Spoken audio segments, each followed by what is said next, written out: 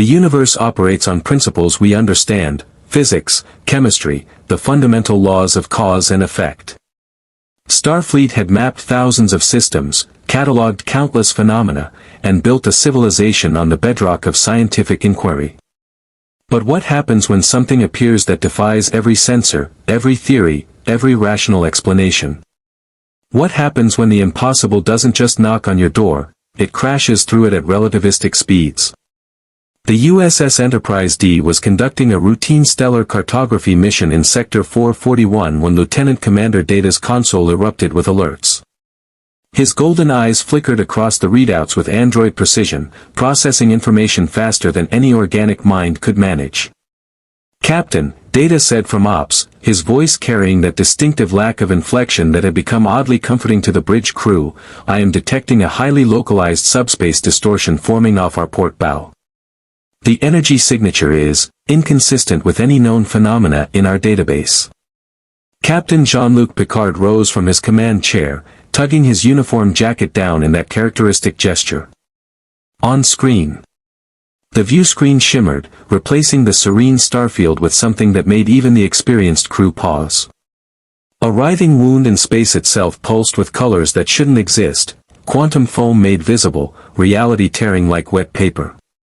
Electricity that wasn't quite electricity crackled along its edges, and sensor readings fluctuated wildly between matter and energy states that violated established physics. "Fascinating," Data observed. "The rift appears to be generating its own localized spacetime geometry.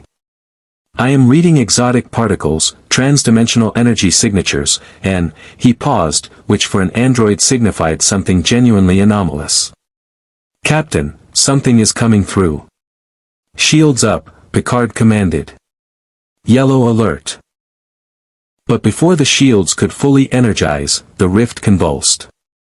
A figure, humanoid, metallic, tumbling, shot through the aperture at impossible velocity. The object streaked past the Enterprise's deflector dish, trailing exotic particles and energy discharge that made the shields scream in protest. "It's headed for the ship." Ensign Ro Laren called from the con. "Tractor beam." Picard ordered. Too late. The figure punched through the hull, except it didn't. The transporter system, in an automated emergency protocol, caught the incoming mass signature at the last microsecond and materialized it in the safest available space, holodeck 3. The rift collapsed with a flash of Cherenkov radiation, leaving nothing but rapidly dispersing exotic particles and a crew of very confused officers. "Damage report," Picard said calmly, though his heart rate had certainly elevated. "No hull breaches," Worf reported from Tactical, his Klingon features set in a deeper scowl than usual. "The transporter system engaged emergency protocols. Whatever came through the anomaly has been beamed to holodeck 3. The holodeck's matter/energy matrix absorbed most of the kinetic impact." "Life signs?" Picard asked. Data's fingers moved across his console. "Uncertain, sir. I am reading biological components, human DNA signatures, neurological activity, but also extensive cybernetic integration. Approximately 47% of the mass appears to be technological in nature, utilizing alloys and energy systems not in our database.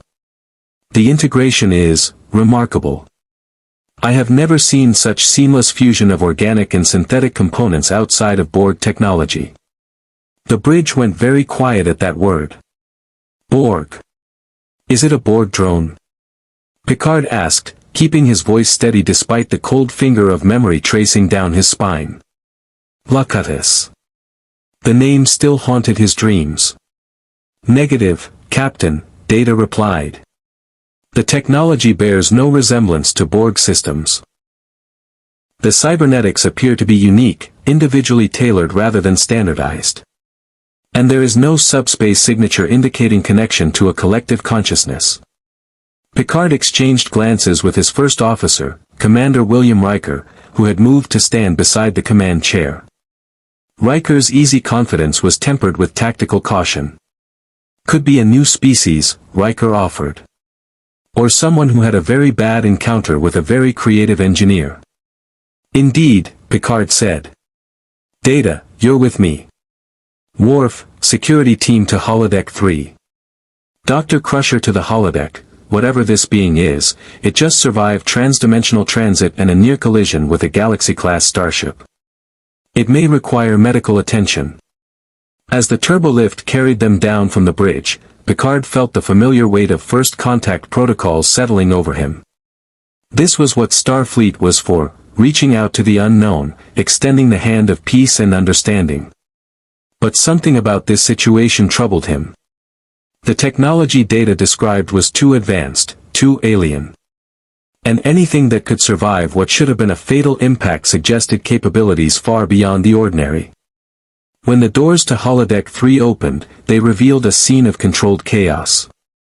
The holodeck had defaulted to its basic grid pattern, black and gold lines crisscrossing an empty yellow space, but at the center lay a crater of shattered holographic matter where something very heavy and very fast had impacted.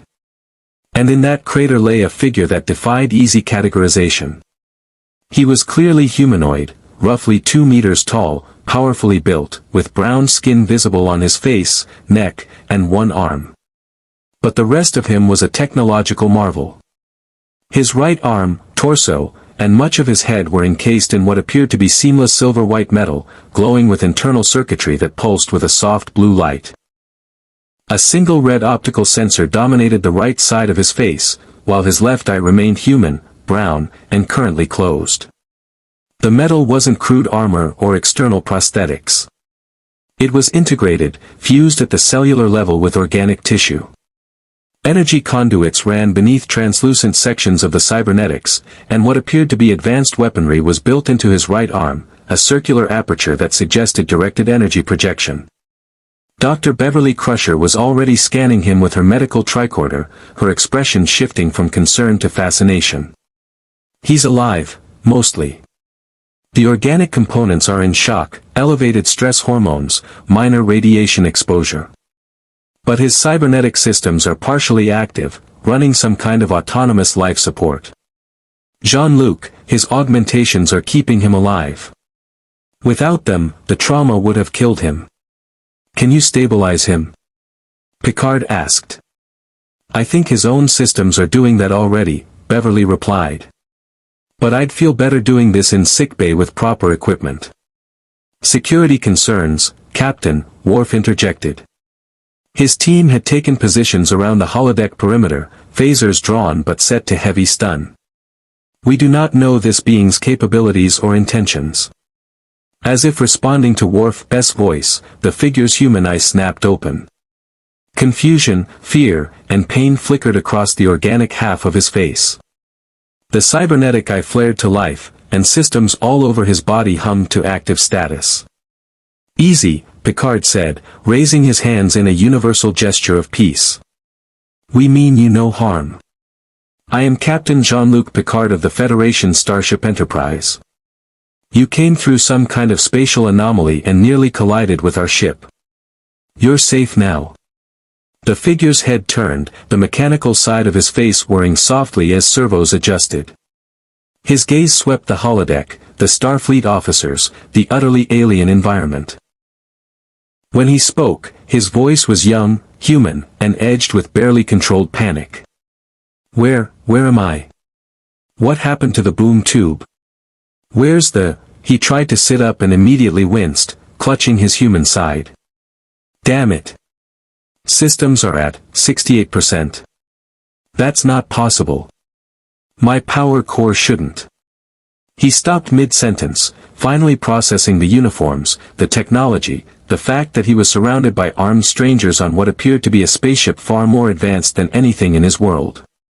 This isn't Earth, he said slowly. And you're not Justice League or Titans. You're not from my universe at all, are you? Picard and Data exchanged significant looks. First contact protocols were written for new species within their own universe. There was no manual for interdimensional visitors. I believe, Data said, stepping forward with genuine curiosity lighting his features, that would be an accurate assessment. The spatial anomaly you traversed exhibited transdimensional properties. It appears you have crossed not merely space, but the barrier between realities themselves. The figure, the young man, stared at Data with his human eye while his cybernetic eye performed what looked like an intensive scan. "You're an android. Full synthetic construction, positronic brain architecture, but you're a person. You're treated like a person." "I am," Data confirmed, tilting his head in that characteristic gesture of inquiry.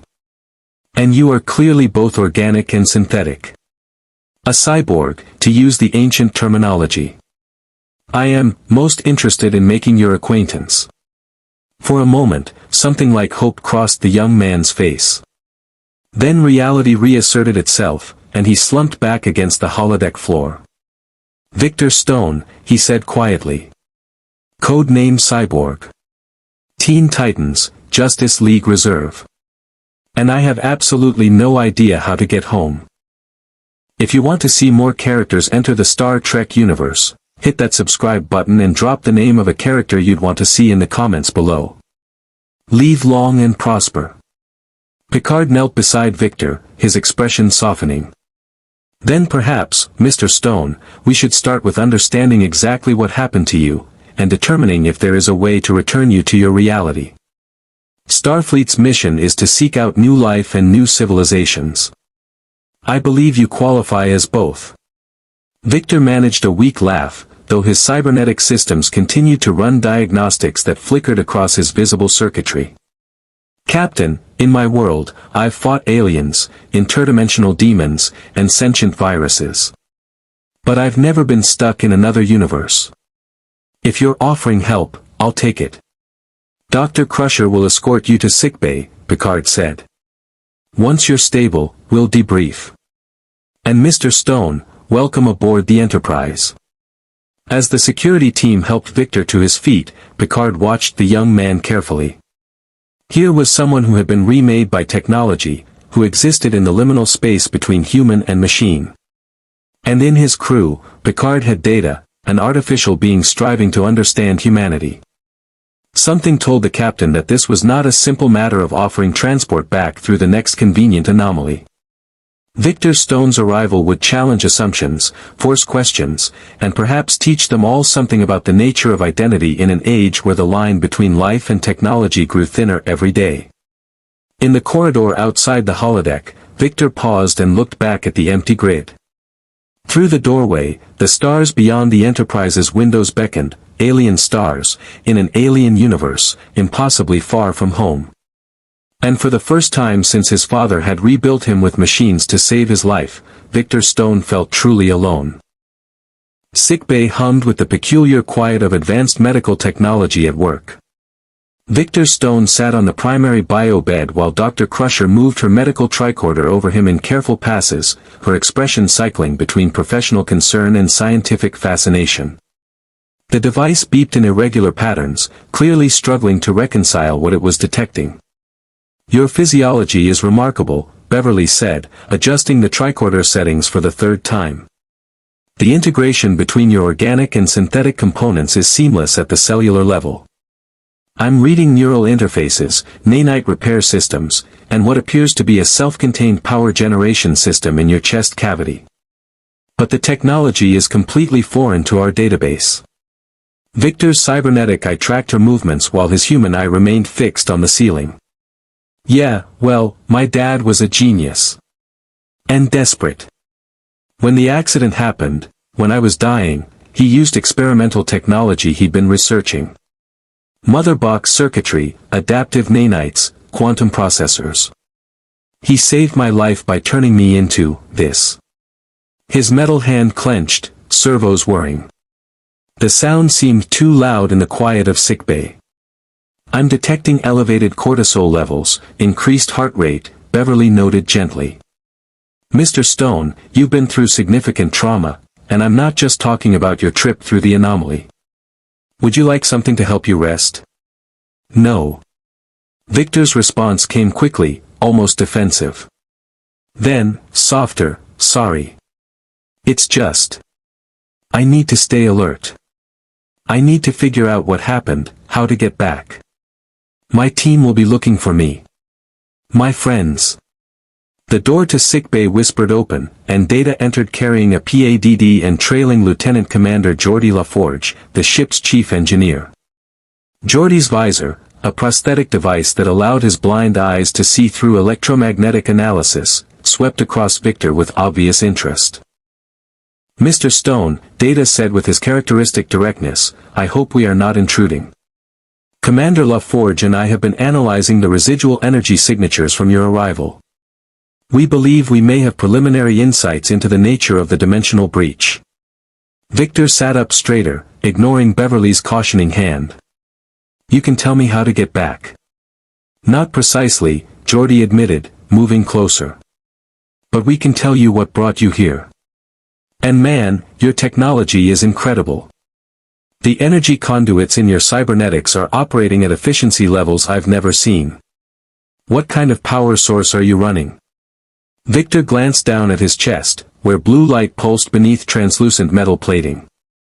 "Proprietary fusion core, supplemented by kinetic energy conversion and what my dad called source integration. It's complicated. The mother box technology interfaces with..." He stopped, realizing he was explaining concepts that might not exist here. "How much do you know about dimensional barriers?" "In theory, quite a lot," Data replied. "In practice, very little. Our universe operates on quantum principles that generally prevent casual dimensional transit. However, your arrival suggests that wherever you originate, those barriers are more permeable." "Boom tubes," Victor said. "In my world, there's technology from a place called Apocalypse that can open portals through space and dimensions. I was in the middle of a fight, the Borg, we call them something else, but same idea, cybernetic hive mind trying to assimilate everything, and I used a boom tube to escape. Something went wrong. The tube destabilized, started pulling me through dimensional layers I couldn't control, and then..." He gestured vaguely at the room around them. Geordi exchanged looks with Data. "Borg? You have Borg in your universe? If that's what you call the technology-obsessed collective consciousness that wants to assimilate all organic life, then yeah." Victor's expression darkened. "They tried to assimilate me once. Figured since I was already part machine, I'd be an easy target. They were wrong." Data's head tilted in that gesture of deep curiosity. "Fascinating. You successfully resisted assimilation protocols. In our experience, the Borg adapt to virtually any defense. How did you maintain your autonomy?" "My systems aren't like normal cybernetics," Victor explained, and for the first time, there was pride in his voice rather than shame. "They're adaptive, integrated with my consciousness at a level the Borg couldn't crack. I'm not wearing technology, I am the technology. My brain, my nervous system, my identity, they're all one thing. You can't assimilate me without assimilating all of me, and apparently, that's harder than it looks." Data moved closer, and Victor tensed instinctively. But the android simply extended his hand in greeting. "I am Lieutenant Commander Data. I must confess, I find your existence profoundly intriguing. I am an artificial life form attempting to understand humanity. You are a human becoming artificial. We represent opposite trajectories toward the same question." Victor stared at the offered hand for a long moment. In his world, he'd worked with androids, with Red Tornado and occasionally with the cold logic of Brother Eye before it went rogue. But there was something different about Data, a genuine warmth behind the mechanical precision, a striving towards something rather than away from it. He clasped Data's hand with his human one. "Nice to meet you, Commander. And for what it's worth, you seem plenty human to me." "I appreciate the sentiment," Data replied, "though I lack the capacity for emotion that defines human experience. I have an emotion chip, designed by my creator, but I use it sparingly. The concept of feeling remains somewhat abstract to me." "Yeah." Victor's cybernetic eye focused on Data with new intensity. "See, that's where you and I are different. I've got all my emotions intact. Sometimes I wish I didn't. Would make things easier if I could just shut down the part that remembers what it felt like to be normal." Geordi stepped forward, his expression sympathetic. I know something about that. I was born blind, my visor lets me see, but not the way sighted people do. I see in the electromagnetic spectrum, in energy patterns and heat signatures. It's useful, it's powerful, but it's not natural sight. There are times I wonder what I'm missing. Victor looked at Geordi with new understanding. But you wouldn't give it up. The visor, I mean. Even if you could have normal vision, you'd keep the advantages it gives you. Actually, Geordi said with a slight smile, I got ocular implants a while back. I can see normally now when I want to. But you're right, I still use the visor for engineering work. It's part of who I am now. Commander LaForge raises an important philosophical question, Data interjected. At what point does augmentation cease to be a tool and become part of one's identity? You, Mr. Stone, did not choose your cybernetic integration. It was imposed upon you to preserve your life. Yet you have clearly adapted to it, incorporated it into your sense of self. Do you consider yourself more human or more machine? The question hit Victor like a phaser blast. It was the question he'd been asking himself since the day he woke up in his father's lab, half his body replaced with metal and circuitry, his reflection a stranger wearing his face. I don't know, he admitted quietly. Some days I feel like Victor Stone trapped in a machine. Other days I feel like the machine is the only thing holding Victor Stone together. And some days I don't know where one ends and the other begins. Beverly Crusher, who had been monitoring the conversation while continuing her scans, spoke up. Identity isn't binary, Mr. Stone. You're not required to be one thing or the other. Data is sentient despite being artificial. You're human despite being augmented. The question isn't what you are, it's who you choose to be. The doctor is correct, Data agreed. I have spent years attempting to become more human through the accumulation of experiences and the study of human behavior. You, conversely, must reconcile your human consciousness with your technological transformation. We are both, in our own ways, exploring the boundary between humanity and artificiality. Victor looked between Data and Geordi, these two Starfleet officers who represented different answers to the same question about technology and identity. Data, the machine longing for humanity. Geordi, the human enhanced by technology. And Victor himself, trapped somewhere in the middle. In my world, Victor said slowly, I've met a lot of people with powers, with enhancements, with things that make them different. But I've never met anyone quite like you, Data.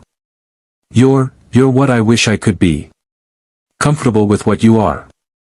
I assure you, Data replied, I am far from comfortable. I am uncertain, curious, and perpetually questioning. But I have learned that discomfort is perhaps the most human sensation of all. To be uncertain is to be alive in a meaningful way. Before Victor could respond, his cybernetic system suddenly flared with activity. Alert scrolled across his internal HUD, and his armed cannon deployed automatically, the aperture glowing with gathering energy. Whoa! Geordi stepped back, hands raised. Sorry. Victor forced the weapon system to retract, though it fought him. My defensive protocols are glitching. The dimensional transit must have corrupted some of my core programming. I'm getting phantom threat signals, system errors I've never seen before. Data's fingers flew across a nearby medical console. I am detecting unusual energy fluctuations in your cybernetic components. Your power systems are attempting to compensate for the difference in dimensional physics, but the adjustment is incomplete. You are operating at approximately 68% optimal efficiency. That tracks with what my internal diagnostics are telling me, Victor confirmed. My boom tube generator is completely offline, probably because there's no motherbox network to connect to in this universe. My self-repair nanites are working, but slower than usual. And my weapons systems keep cycling through incompatible firing solutions. Fascinating, Geordi breathed. Your technology is trying to adapt to our universe's physics on the fly. That's incredible engineering. It's also dangerous, Beverly interjected firmly. Mr. Stone, until your systems stabilize, you're a risk to yourself and potentially to this ship. I'm recommending that you remain in sickbay under observation until we can be certain your cybernetics won't malfunction. Victor wanted to argue, wanted to insist he was fine, that he'd dealt with worse glitches than this. But the truth was, he could feel his systems struggling, subroutines crashing and restarting, power fluctuations that made his metal arm twitch involuntarily. How long? He asked. Unknown, Data replied. However, I would be very interested in working with you to facilitate your system's adaptation. With your permission, of course. I have some experience with integrating disparate technological systems. My own positronic brain required significant compatibility adjustments when interfacing with Federation technology. Victor studied Data's earnest expression, and something in him relaxed. Here was someone who understood, someone who knew what it meant to be different, to be questioned, to exist in the space between categories. Yeah, Victor said. Yeah, I'd like that. Maybe you can help me figure out why my systems think everything in this universe is a threat. It may be, Data suggested, that your technology is not malfunctioning at all. It may simply be attempting to interpret phenomena it has no context for. Your cybernetics were designed for your universe's physical laws. Here, even basic energy signatures may register as anomalous. Geordi nodded enthusiastically. Like trying to run a program written for one operating system on completely different hardware. The code works, but the environment doesn't support it properly. We might be able to write some compatibility protocols, help your systems understand the new parameters. In my world, I'm the guy who does that, Victor said with a wry smile. I'm the tech expert, the one who hacks the unhackable and interfaces with anything digital. Weird being on the other side of it. Then perhaps, Data offered, this could be an opportunity for mutual education. You can teach us about your dimension's technology, and we can help you adapt to ours. I find the prospect of collaborative learning quite stimulating. For the first time since arriving in this strange universe, Victor felt something other than panic or despair. He felt curiosity. These people weren't treating him like a freak or a weapon. They were treating him like a person with a problem they could help solve. All right, he said. Let's figure this out together. As Data and Geordi began setting up equipment to interface with Victor's systems, carefully, respectfully, asking permission at every step, Beverly smiled to herself. She'd seen this before, the way Data approached new forms of life with genuine wonder rather than fear. And watching Victor respond to that openness, she suspected that this young man's journey through dimensions might teach them all something important about the nature of humanity, technology, and the choices that define who we become. Captain's ready room existed in that peculiar liminal space between public and private, officially part of the ship's command structure, yet intimate enough for conversations that required both honesty and discretion. Picard stood by the window, watching the stars drift past at sublight velocity, a cup of Earl Grey tea cooling in his hands. The door chimed. Come. Victor Stone entered hesitantly, still not quite comfortable in his own enhanced body. His movements carried the slight awkwardness of someone navigating a space designed for people who didn't have a 2-meter frame of reinforced cybernetics. He'd been aboard the Enterprise for 3 days now, enough time for Dr. Crusher to complete her medical assessment and for Data and Geordi to make preliminary progress on stabilizing his systems. Picard turned from the window, offering a slight smile. Mr. Stone. Please, sit. Would you care for some tea? Victor glanced at the replicator, then at the chair Picard indicated, standard Starfleet issue, which suddenly looked quite fragile under his mass. I'm good, thanks. And, I'm not sure that chair can handle me. I weigh about 400 pounds with all the hardware. The chairs are reinforced, Picard assured him. We've had Klingon aboard. Please. Victor sat carefully, and the chair held without protest. Small victories. Picard settled into his own chair across the desk, setting his tea aside. I wanted to speak with you informally, away from the technical debriefings and medical examinations. I find that first contact situations, and make no mistake, this is a first contact situation, albeit an unusual one, benefit from personal conversation. Tell me about your world, Mr. Stone. About who you are beyond the technology. Victor's human eye studied Picard with obvious intelligence. That's a harder question than you might think, Captain. Who I am and what I am got pretty tangled up the day my father rebuilt me. Then perhaps start there, Picard suggested. If you're comfortable sharing. For a long moment, Victor said nothing. His cybernetic systems hummed softly, a sound that had become familiar background noise in sickbay. Then, slowly, he began to speak. I was a high school athlete. Football, mostly. Had a scholarship lined up, whole future planned out. Normal teenager stuff, worried about grades, girls, whether I'd make it to the pros. His human hand clenched. Then there was an accident at my father's lab. STR Labs, Scientific and Technological Advanced Research. He was experimenting with alien technology, trying to create something revolutionary. I was in the wrong place at the wrong time when it exploded. I'm sorry, Picard said quietly. The blast should have killed me. Would have killed me. But my father, he didn't ask permission. Didn't ask if I wanted to live like this. He just did it. Used everything he'd been developing, experimental prosthetics, mother box technology from Apocalypse, quantum processors beyond anything on Earth. He saved my life by making me into something that wasn't quite human anymore. Picard recognized the pain in Victor's voice, the old wound that technology couldn't repair. And you resented him for it. I hated him for it, Victor corrected, brutal honesty in every word. I woke up in a lab, half my body replaced with metal, looking like something out of a nightmare. Couldn't go back to school, I was too different. Couldn't play football, I'd crush anyone I tackled. Couldn't even look in a mirror without seeing a monster. My father gave me life, and I spent months wishing he hadn't. But something changed, Picard observed. Victor's cybernetic eye dimmed slightly, a sign Picard had learned indicated deep thought. The Teen Titans found me. Other people who were different, who had powers or abilities that made them outsiders. They showed me that what I am doesn't define who I am. That I could use what my father built to help people, to do good. It didn't make me love being a cyborg, but it gave me purpose. Purpose is essential, Picard agreed. Starfleet teaches us that service to others, dedication to exploration and understanding, gives meaning to existence.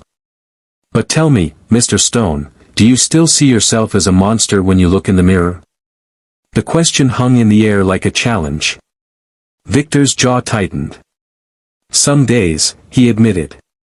Other days, I see a hero. And some days, I see a weapon that's learned to think it's a person. Picard leaned forward, his expression intensifying. That is where you and I must disagree, Mr. Stone. You are not a weapon that thinks.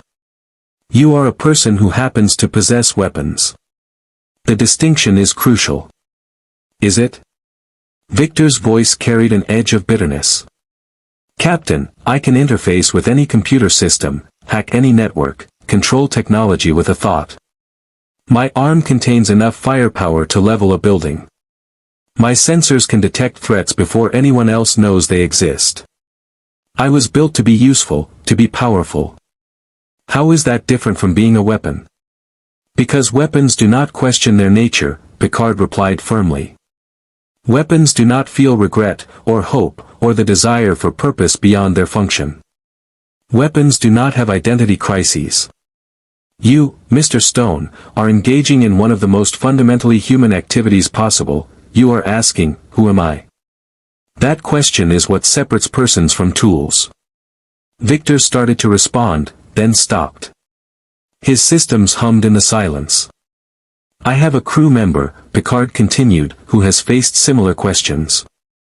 Lieutenant Commander Data is arguably the most sophisticated artificial intelligence ever created. He is stronger than you, faster in computational processing, and lacks the biological vulnerabilities that still affect you. By your definition, he should be a weapon. Yet he is one of my most trusted officers, a valued friend, and a sentient being with full rights under Federation law. Data's different, Victor protested. He was built to be a person. I was a person who got rebuilt into something else. And which is worse? Picard challenged. To be created as synthetic and struggle toward humanity, or to be born human and have technology forced upon you. Data would argue that you have the advantage, you possess genuine emotions, lived experiences of being fully organic, memories of a childhood unmediated by circuitry. You know what it means to be human because you were human. Data must infer it through observation and study. But I'm not fully human anymore, Victor said, and there was anguish in his voice. I can't eat normal food, my digestive system is mostly synthetic now. I don't sleep, my organic brain enters rest cycles while my cybernetic systems run maintenance. I'll probably outlive everyone I knew by decades because my body repairs itself at the cellular level. I'm in between, Captain. Not human, not machine. Just, in between. Picard stood and moved to the window again, gesturing for Victor to join him. Together, they looked out at the stars streaming past. Do you know what the Federation is built upon, Mr. Stone? Not technology, though we have plenty of it. Not military might, though we can defend ourselves when necessary.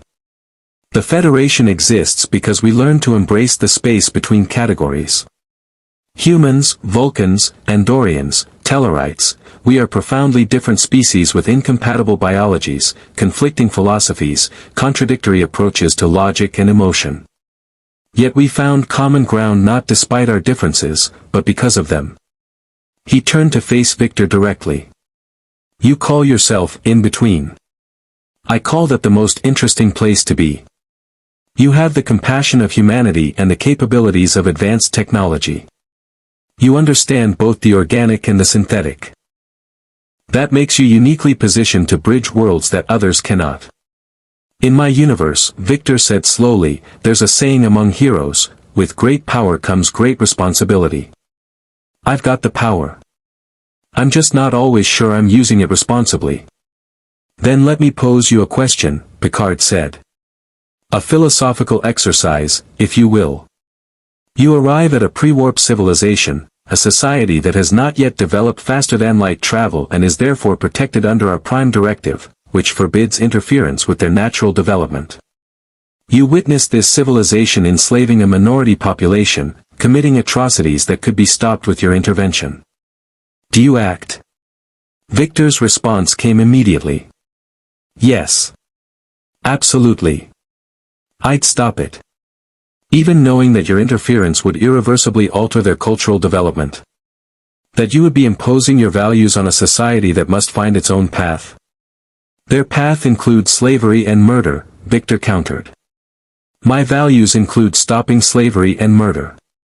I'm not going to stand by and watch people suffer because of some rule about non-interference. Picard nodded slowly. And there, Mr. Stone, we reach the heart of a fundamental disagreement. The Prime Directive is not merely a rule, it is a philosophical commitment to the principle that each civilization must evolve according to its own nature, make its own mistakes, learn its own lessons. To interfere, even with the best intentions, is to rob them of their agency, their development, their fundamental right to self-determination. So you just watch. Victor's voice carried disbelief and anger. You'd let innocent people die because of a philosophy? I would struggle with the decision, Picard admitted. I have struggled with it, more times than I care to count. The Prime Directive has caused me sleepless nights, moral anguish, and profound doubt. But I maintain that it is necessary. Without it, we become conquerors who impose our will, however benevolent, upon those weaker than ourselves. History is littered with empires that justified atrocity through claimed superiority. Victor's cybernetic systems flared with activity, his emotional state clearly affecting his technology. That's different. I'm talking about stopping evil, not conquering anyone. Are you? Picard challenged gently. How do you define evil? By your standards, your morality, your cultural context. What if that enslaved population views their situation as religiously mandated, as cosmically ordained? What if your interference destroys not just their social order, but their entire belief system, their sense of meaning and purpose? Then their belief system is wrong, Victor said flatly. Perhaps, Picard agreed. But who appointed you, or me, or anyone, the arbiter of cosmic truth?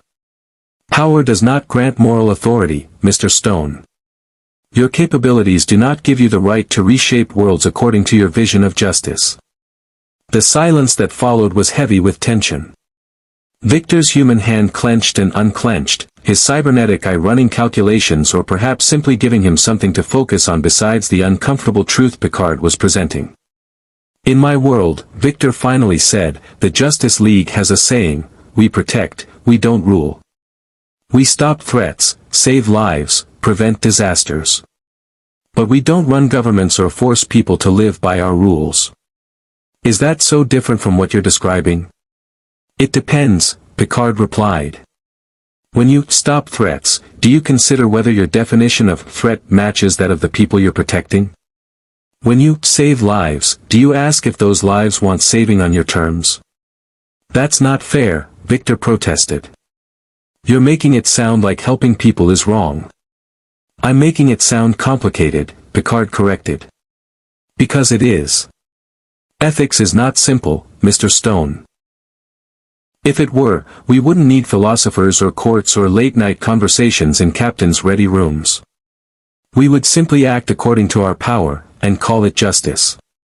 Victor moved away from the window, his enhanced frame suddenly seeming less powerful and more burdened. So what do you do, Captain? When you see suffering and you have the power to stop it? How do you choose? I follow principles I have carefully considered, Picard said. I trust in procedures established by people wiser than myself. I consult with my crew, with Starfleet Command, with experts in ethics and law.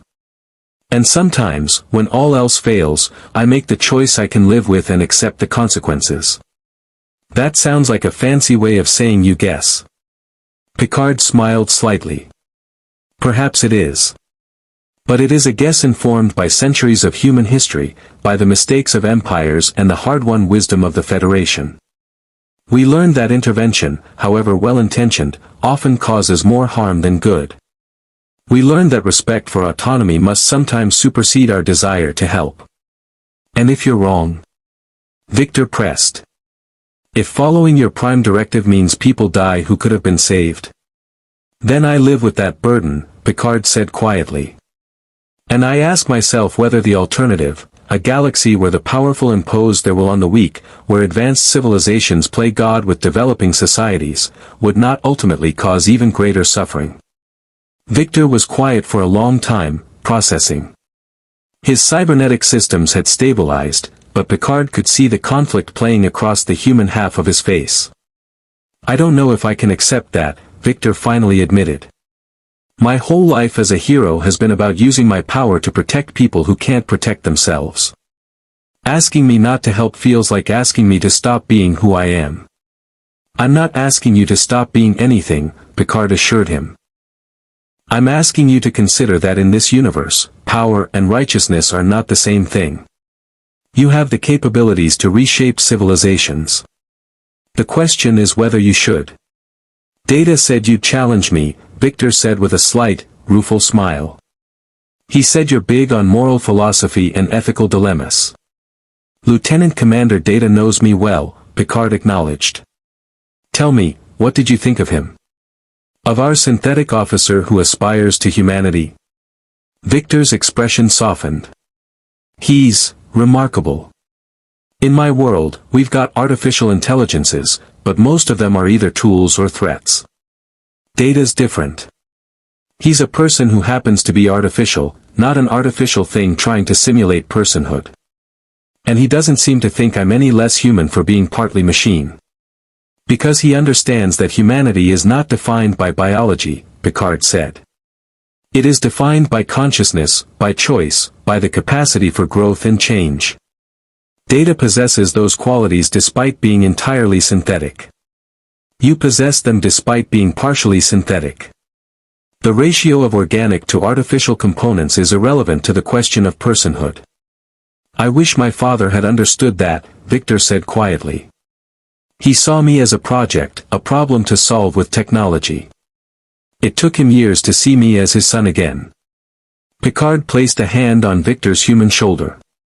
Then perhaps that is the lesson you can carry forward. Technology does not diminish humanity, it reveals it. Your cybernetics do not make you less human, Mr. Stone. They make your humanity more visible, more tested, more deliberately chosen. Victor met Picard's eyes with both his human and cybernetic ones. You really believe that? I have an officer who is a Klingon, a species whose entire culture revolves around honor through combat, serving as my head of security while aspiring to be a better warrior than his instincts demand. I have an android who plays the violin and writes poetry despite having no emotional context for either. I have a counselor who is half betazoid and feels the emotions of everyone around her, yet maintains her own identity. If I can believe in their humanity despite their unique natures, why would I doubt yours? For the first time since entering the ready room, Victor's posture relaxed. Not completely, he still carried the weight of his transformation, his displacement, his identity crisis. But something in Picard's words had reached him. Captain, in my world, I've fought alongside gods, aliens, and metahumans with powers that defy physics. But I've never met anyone quite like you or your crew. You actually mean it, the philosophy, the ethics, the commitment to principles over power. You're not just saying the right things. You believe them. We try, Picard said simply. We fail sometimes. We make mistakes. But we try. And that, Mr. Stone, is perhaps the most human quality of all, the determination to be better than we are. The ready room door chimed again. Come, Picard called. Commander Riker entered, his expression serious. Captain, we're receiving a distress signal from a Federation colony on Tarsus 4. They're reporting seismic instability that's threatening their main settlement. We're the closest ship. Picard straightened immediately, Captain once more. How long to intercept? 18 hours at maximum warp. Make it so. Dismissed. As Riker departed, Picard turned back to Victor. It seems our philosophical discussion must wait. We have people who need help. Victor stood, his systems already cycling to active status. What can I do? Picard studied the young man, this displaced hero still finding his footing in an alien universe. That, Mr. Stone, is exactly the question. What can you do within the constraints of Starfleet protocols and Federation law? Perhaps we'll find out together.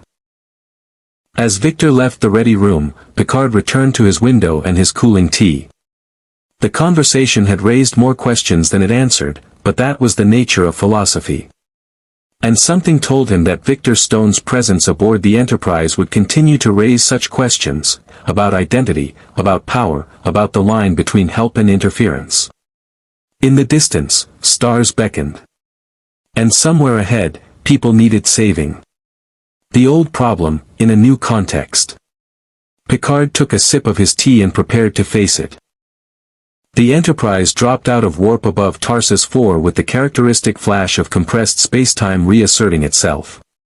On the view screen, the planet rotated serenely, a standard M-class world with blue oceans and green continents, home to 40,000 Federation colonists who had, until recently, lived peaceful lives focused on agricultural development and xenobotany research.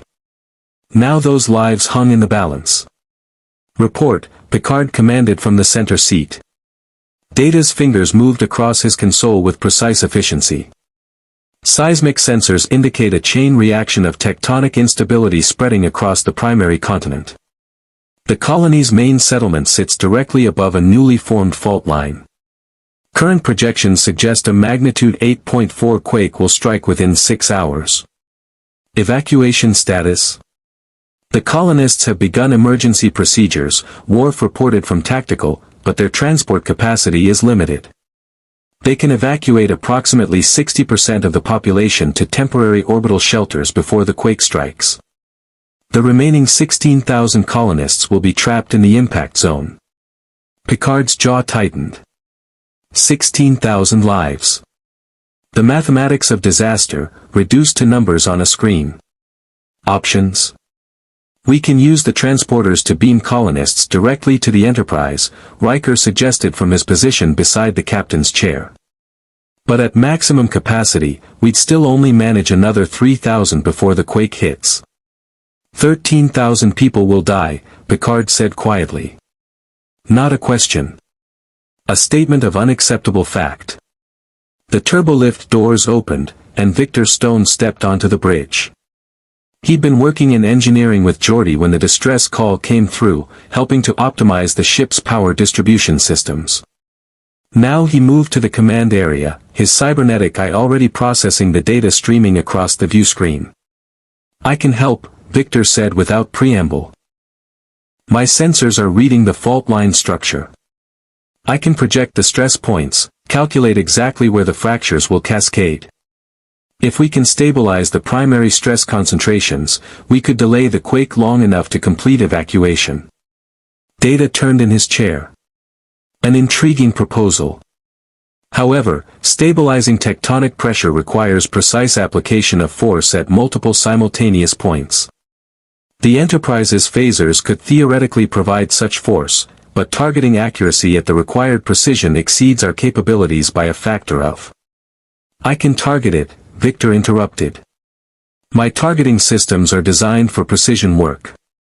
I can interface with your phaser arrays, calculate the firing solutions in real time, and adjust for seismic variance as we go. It's what I do, what I'm built for. Picard studied Victor carefully. The young man's confidence was evident, his certainty absolute. But certainty could be dangerous. Mr. Stone, Picard said carefully, your systems are still adapting to our universe's physics. Dr. Crusher's reports indicate you're at 76% operational capacity. Are you certain you can maintain the level of precision required? Captain, I've coordinated Justice League orbital strikes, hacked Apocalyptian defense networks, and defused a nuclear warhead with 3 seconds on the clock. I can do this. That's not what I asked, Picard replied, his tone sharpening slightly. I asked if you are certain. Not confident. Not capable. Certain. Because if you miscalculate, if your systems glitch at the wrong moment, you could trigger the very catastrophe we're trying to prevent. 13,000 lives could become 40,000. Victor's cybernetic systems hummed louder, a sign of internal processing or perhaps emotional response. Captain, with respect, 13,000 people are going to die if we don't do something. I can save them. Isn't that what matters? What matters, Picard said firmly, is that we do not make the situation worse through hasty action. Data, confirm Mr. Stone's assessment. Could phaser strike stabilize the fault line? Data's fingers flew across his console, running simulations. The theoretical physics support the approach. Precisely calibrated energy pulses could redistribute tectonic stress, delaying the primary quake by approximately 8 to 12 hours. However, the margin for error is extremely narrow. A deviation of even 0.03% in targeting accuracy could destabilize additional fault lines, potentially triggering simultaneous quakes across multiple regions. 16,000 becomes 40,000, Riker said quietly. I won't miss, Victor insisted. Captain, I know you don't know me, don't have reason to trust my abilities. But this is what I do. This is what I was built for. Picard stood, moving closer to Victor. You were not built for anything, Mr. Stone. You are not a tool designed for a purpose. You are a person who possesses certain capabilities. The distinction matters. Not to the people who are about to die. Victor's voice rose, frustration breaking through. Captain, I understand you have protocols, procedures, chains of command. But sometimes you have to act, not deliberate. Sometimes saving lives means taking risks. And sometimes, Picard countered, taking risks with lives is the definition of recklessness, not heroism. The bridge fell silent. The tension between Picard's measured caution and Victor's urgent certainty filled the space like charged particles before a lightning strike. Worf broke the silence. "Captain, the colony is hailing us. Governor Martinez wishes to speak with you." On screen. The view screen shifted to show a middle-aged woman with dust in her hair and fear in her eyes. Behind her, the controlled chaos of emergency evacuation played out, families rushing toward transport stations, buildings being hastily abandoned, the organized panic of civilization facing natural disaster. "Captain Picard," Governor Martinez said, her voice steady despite circumstances. "Thank you for responding to our distress call. We're implementing full evacuation protocols, but we won't make it. Not everyone. I need to know, can Starfleet help us?" Picard felt the weight of command settle over him like a familiar but unwelcome cloak. "Governor, we're analyzing options. We may be able to delay the primary quake through targeted phaser strikes, buying you additional evacuation time. May be able." The governor's control cracked slightly. "Captain, I have 16,000 people who can't reach the transport stations in time. Children, elderly, medical patients who can't be moved quickly. If you have any chance of helping them, I'm begging you to take it." Victor stepped forward before Picard could respond. "Governor, I can do it. I can make the targeting calculations, coordinate the phaser strikes. I can buy you the time you need." Martinez's eyes fixed on Victor's cybernetic form with visible surprise. "Who are you?" "Someone who can help," Victor replied simply. The governor looked between Victor and Picard, desperation making the choice simple for her. "Then help. Please. Do whatever you need to do." Picard held up a hand. "Governor, I need a moment to consult with my senior staff. Stand by." He gestured, and the view screen cut to standby mode. Immediately, he turned to his officers. "Opinions. The approach is sound theoretically," Data offered. "Mr. Stone's cybernetic targeting systems are considerably more sophisticated than our standard phaser control. If anyone could achieve the required precision, it would be him." "But?" Picard prompted, hearing the unspoken caveat. "But his systems remain incompletely adapted to our dimensional physics. I cannot guarantee that his targeting calculations will translate accurately to our universe's energy dynamics."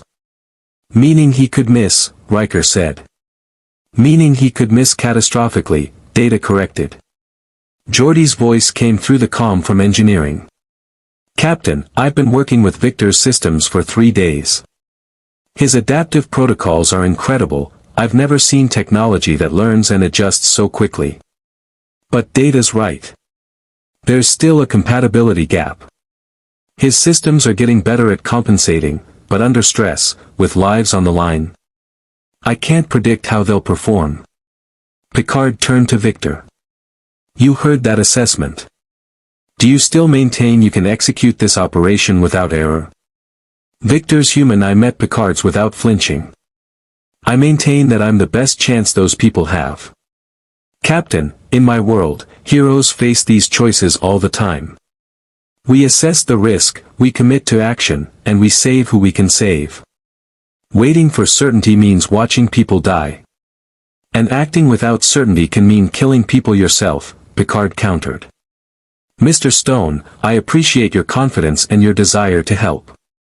But I am responsible for the lives on that planet and the lives on this ship. I cannot authorize action based solely on your assessment of your own capabilities." "Then what would you do?" Victor challenged. "Watch those colonists die because you're afraid of making a mistake." "I would explore every alternative before committing to a course that could make the situation worse," Picard replied, his tone hardening. "That is not cowardice, Mr. Stone. That is command." Worf interjected, his deep voice cutting through the tension. Captain, I have completed sensor analysis of the colony's infrastructure. They have industrial-grade tractor beam emitters in their cargo facilities, equipment for moving heavy agricultural equipment. If we could amplify their power output and network them together, they might be able to create a localized force field over the fault line. Data's console beeped as he ran calculations. Insufficient power generation. The colony's fusion reactors cannot provide adequate energy to sustain such a field. What if we beamed down portable generators from the Enterprise? Riker suggested. Installation time exceeds available window, Data replied. We would need 4 hours minimum to deploy and integrate the equipment. The quake will strike in 6 hours, but accounting for safety margins and evacuation completion, we should assume 5 hours maximum. Victor's systems flared with activity. Wait. What if I become the power source? My fusion core generates more than enough energy. If I can interface with the colony's tractor beam network, channel my power through their systems, I could sustain the force field long enough to complete evacuation. Data ran new calculations. The energy output would be sufficient. However, Mr. Stone, maintaining such a power draw for the required duration would drain your reserves to critical levels. Your cybernetic systems would be forced into emergency shutdown. You would be rendered completely inert for approximately 72 hours while your core recharged. But the colonists would be safe, Victor said. And you would be helpless, Picard pointed out. Mr. Stone, you've been in our universe for less than a week. Your systems are still adapting. Deliberately depleting your power reserves to dangerous levels could cause permanent damage to your cybernetics. Could, Victor repeated. Not will. Captain, you asked me earlier about my responsibilities. About when it's right to use power to help people. This is it. This is exactly the situation where my abilities can make a difference. Not through violence, not through force, but through sacrifice. Isn't that what your Starfleet is supposed to be about? Service? Putting others first? Picard felt the argument shift beneath him. Victor had listened during their conversation in the ready room, had understood the philosophical principles Picard held dear. And now he was using those principles against him. Commander Data, Picard said carefully, if we pursue Mr. Stone's proposal, what are the risks? Beyond the depletion of his power reserves, minimal. The tractor beam network would create a stable force field. The colonists could evacuate safely. The fault line would remain contained until natural pressure dissipation resolved the tectonic instability. It is, objectively, the safest option available. Safest for everyone except me, Victor added. But I'm volunteering. Riker leaned close to Picard, speaking quietly. Captain, it's his choice. He's not Starfleet, so he's not bound by our regulations. And he's offering to risk himself, not others. Picard studied Victor's face, human determination mixed with cybernetic capability, youthful idealism tempered by trauma, heroic impulse constrained by nothing except his own moral compass. He was everything Starfleet both aspired to and feared, power without institutional control, good intentions without systematic restraint. Mr. Stone, Picard said slowly, if I authorize this operation, you will follow my orders precisely. You will interface with the colony's systems under the supervision of Lieutenant Commander LaForge. You will maintain constant communication with the Enterprise. And if at any point I determine the risk has become unacceptable, you will abort the operation immediately. Understood? Victor's human mouth curved into a slight smile. Understood, Captain.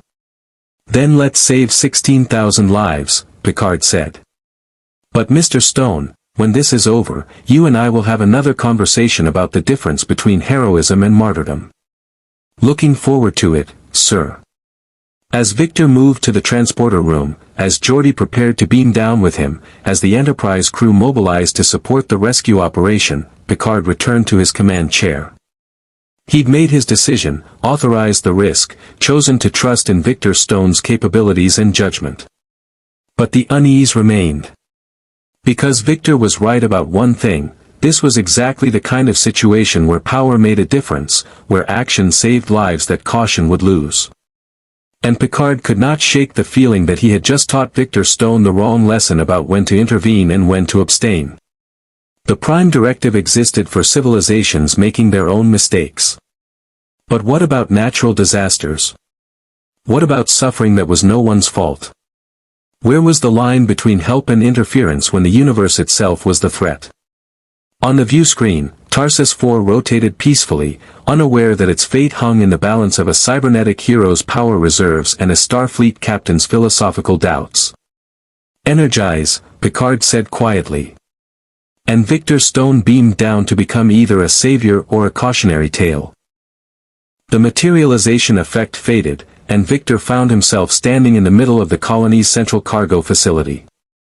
The space was cavernous, designed to house agricultural equipment and massive storage containers, but now it served as an impromptu command center.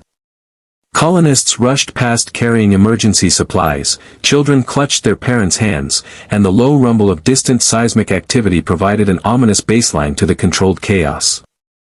Governor Martinez approached immediately, relief evident in her features. "You're the one who can help us."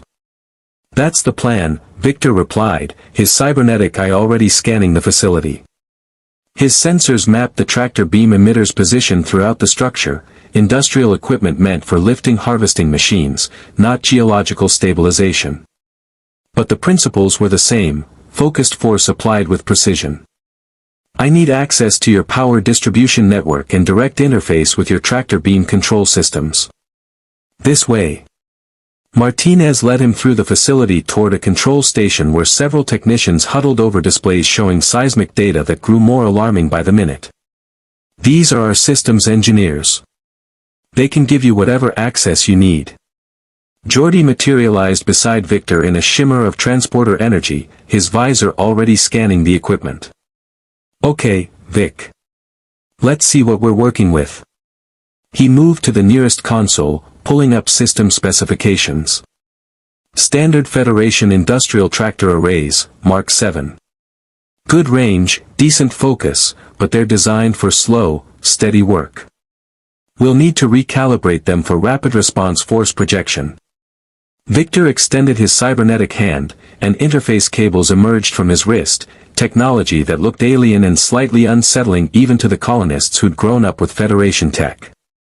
"I can handle the recalibration. Just need a direct data port." One of the technicians, a young woman with grease stains on her jumpsuit, pointed to an access panel. "There. But our systems aren't designed for organic interface. You might get feedback." "I'm not organic," Victor said without bitterness, just statement of fact. He plugged in, and his world exploded with data. The colony's network rushed into his consciousness like a flood. Power distribution nodes, tractor beam calibrations, seismic sensor readings, evacuation status reports, all of it flowing through his cybernetic processors in parallel streams of information that would have overwhelmed any organic mind. But Victor had been doing this since his father first activated his systems years ago. He'd interfaced with alien technology, hostile networks, systems that actively tried to kill him. This was just data. And data, he understood. "Got it," Victor said, his human eye going slightly unfocused as most of his attention moved into the digital realm. "I'm mapping the fault line stress points against the tractor beam coverage area. Geordi, I'm going to need you to manually adjust emitter array 7, it's 3 degrees off optimal alignment." Geordi was already moving. "On it. How's your power core holding up?" "Steady at 92%. Once I start feeding power into this network, it'll drop fast, but I should have enough reserve to maintain the field for 8 hours, maybe 9 if I'm conservative." "Conservative is good," Geordi called from across the facility, tools already in hand as he worked on the emitter housing. "Captain Picard is big on conservative." Victor allowed himself a slight smile despite the tension. Through his interface with the Enterprise's systems, maintained via his comm badge, which Geordi had modified to carry his data streams, he could hear the bridge crew coordinating evacuation efforts. Picard's voice came through clear and calm, directing resources, making decisions, carrying the weight of command as though it were simply what one did. "Mr. Stone," Picard's voice resonated through the comm, "status report.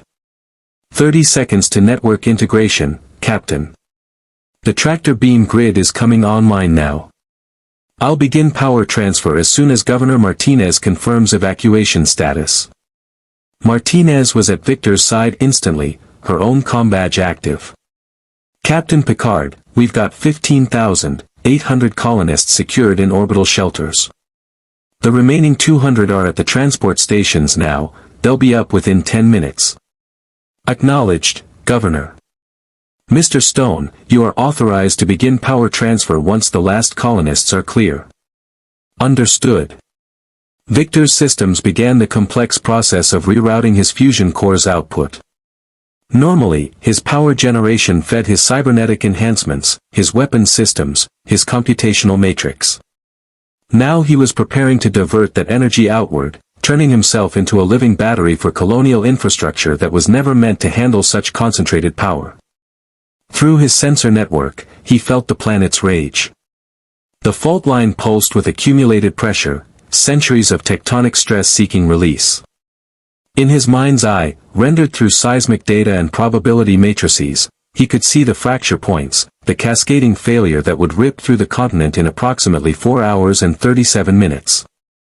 4 hours and 37 minutes until 16,000 people died. Unless he stopped it. "Governor," one of the technicians called out, "last transport is loading now." 30 seconds. Martinez's hand found Victor's human shoulder. "Whatever you're about to do, thank you. These people, many of them are my friends, my neighbors. My daughter is in that last transport group. Victor's human, I met hers. Then let's make sure she has a home to come back to." The technician counted down. 10 seconds. 5. Transport complete. All colonists are clear of the danger zone. "Mr. Stone," Picard's voice carried formal authority now, "you are cleared to proceed. Here we go." Victor's consciousness split across multiple streams of processing. Part of him remained aware of his physical body standing in the cargo facility, cables connecting him to the colonial network. Another part dove deep into the tractor beam control systems, calculating force vectors and projection angles. And a third part, the part that was pure fusion core output, began channeling power on a scale he'd never attempted before. The tractor beam emitters across the facility hummed to life, their energy signatures visible to Victor's enhanced vision as brilliant blue matrices of force. He extended those fields downward, through the facility's foundation, through meters of soil and rock, down to where the fault line waited like a coiled serpent. The force field made contact with geology, and Victor felt the resistance. The planet's mass, its accumulated pressure, the fundamental forces of tectonic movement, all of it pushing against his projected energy. It was like arm wrestling a mountain. "Field is holding," Geordi reported, monitoring the readings from his tricorder. "But Victor, your power output is higher than we calculated. You're burning through reserves at 1.3 times projected rate." "I know," Victor grunted, feeling the strain now. His power core temperature was rising, safety protocols flashing warnings across his internal HUD. The planet's pushing harder than the models predicted. "I need to increase output or the field won't hold." "Negative," Picard's voice cut through, sharp and commanding. "Mr. Stone, maintain current output levels. Do not exceed safe parameters." "Captain, if I don't increase output, the field will collapse in 3 hours." "That's not enough time for complete evacuation." "The evacuation is complete," Picard interrupted. "All colonists are secure. You've done what you set out to do.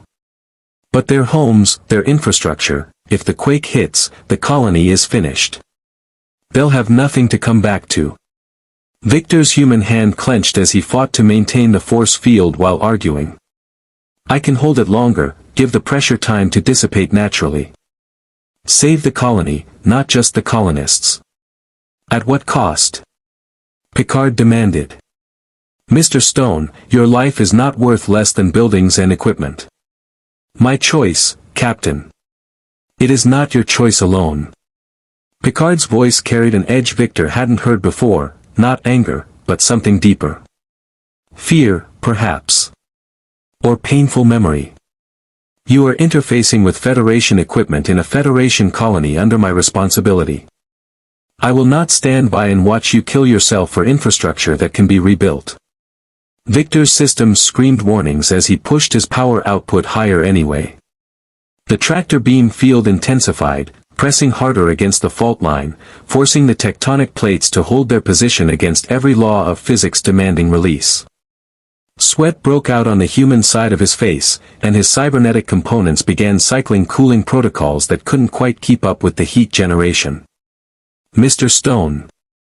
Picard's voice thundered through the comm, I am ordering you to reduce power output immediately.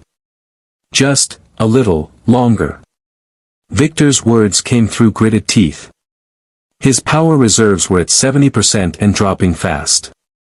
But through his connection to the planet's geology, he could feel the pressure beginning to equalize, stress redistributing away from the primary fault. Just a little more time, a little more power, and the danger would pass entirely. Geordi, Picard's voice shifted, speaking to the engineer now, can you override Mr. Stone's connection to the colonial network? There was a pause, a hesitation that spoke volumes about Geordi's conflict between following orders and supporting his new friend. Yes, sir. But it would cause feedback through his cybernetic systems. Could damage his neural interfaces. Less damage than depleting his power core to zero, Picard replied grimly. Captain, wait, Geordi moved closer to Victor, his visor reading the energy flows with precision that normal vision couldn't match. The pressure is equalizing. He's doing it. If we pull him out now, we waste everything he's already sacrificed. Victor barely heard the conversation. Most of his consciousness was submerged in the digital realm, in the dance of force and resistance, power and geology. His fusion core temperature climbed past safety thresholds. His power reserves hit 60%. His self-repair nanites began shutting down non-essential systems to conserve energy, weapon systems offline, enhanced strength offline, secondary processing matrices offline. He was becoming less with every passing second, paring himself down to the essential core, power output and the will to maintain it. Victor. A new voice, Data's, carrying that precise lack of emotion that somehow conveyed concern anyway. I am detecting cascade failures in your secondary systems. Your cybernetic architecture is beginning to suffer structural stress. You must reduce output. Can't, Victor managed to say aloud, though most of his processing power was elsewhere. Almost there. Pressure curve is flattening. Just need a few more minutes. You do not have a few more minutes, Data replied with android certainty. At current depletion rates, your fusion core will enter emergency shutdown in 137 seconds. When that occurs, your autonomic life support will switch to emergency reserves, which will sustain your organic components for approximately 6 hours before catastrophic system failure. Victor's human eye widened. 6 hours. Data was saying he had 6 hours to live if his core shut down completely. Then I better make these 137 seconds count, Victor said. Through the comm, he heard Picard's sharp intake of breath. Then, quieter than before, almost gentle, Mr. Stone. Victor. Please. You've done enough. But had he? Victor's thoughts raced even as his power reserves plummeted toward critical. In his world, heroes made sacrifices. They put themselves on the line because they could, because they had power others lacked, because that's what the job demanded. Superman flew into black holes to save planets. Wonder Woman stood against gods. The Flash pushed past his limits to save reality itself. They didn't stop at enough. They stopped when the job was done. Except. Picard's words echoed in his mind, that conversation in the ready room about the difference between heroism and martyrdom, about weapons versus people, about whether power granted moral authority. His power reserves hit 50%. Warnings cascaded across his HUD like a waterfall of red alerts. Through his connection to the planetary geology, Victor felt the final stress redistributions completing. The fault line was stabilizing, pressure dissipating through secondary channels he'd created with careful force field manipulation. The immediate danger was passing. The colony would survive. The colonists would have homes to return to. And Victor Stone was at 47% power and dropping. I'm done, Victor said, his voice weak even through his cybernetic vocalizer. Pressure is stable. The quake won't happen. I'm shutting down power transfer. Do it slowly, Geordi urged, moving to Victor's side. Rapid disconnection could cause feedback. Ease the power output down gradually. Victor complied, though every instinct screamed to just cut the connection and collapse. He'd never felt this drained, this empty. His fusion core was running on emergency reserves, his cybernetic systems in minimal operation mode, his enhanced strength barely functional. If someone attacked right now, he'd be helpless.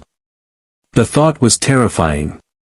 The tractor beam field dissipated gradually, releasing the planetary crust back to its natural state, now stable, pressure equalized, danger averted. The emitters powered down with declining hums, and Victor's interface cables retracted automatically. He swayed, nearly falling before Geordi caught him. Easy there, Geordi said. Let's get you to the Enterprise. Dr. Crusher needs to check you out. The colony? Victor asked, his human eyes struggling to focus. Governor Martinez was there, tears streaming down her face. Safe. All of it. You saved everything. Our homes, our work, our lives. How do we even begin to thank you? Victor managed a weak smile. Just, maybe name something after me. A park. A street. I'm not picky. Transport them both directly to sickbay, Picard's voice commanded through the comm, medical team standing by.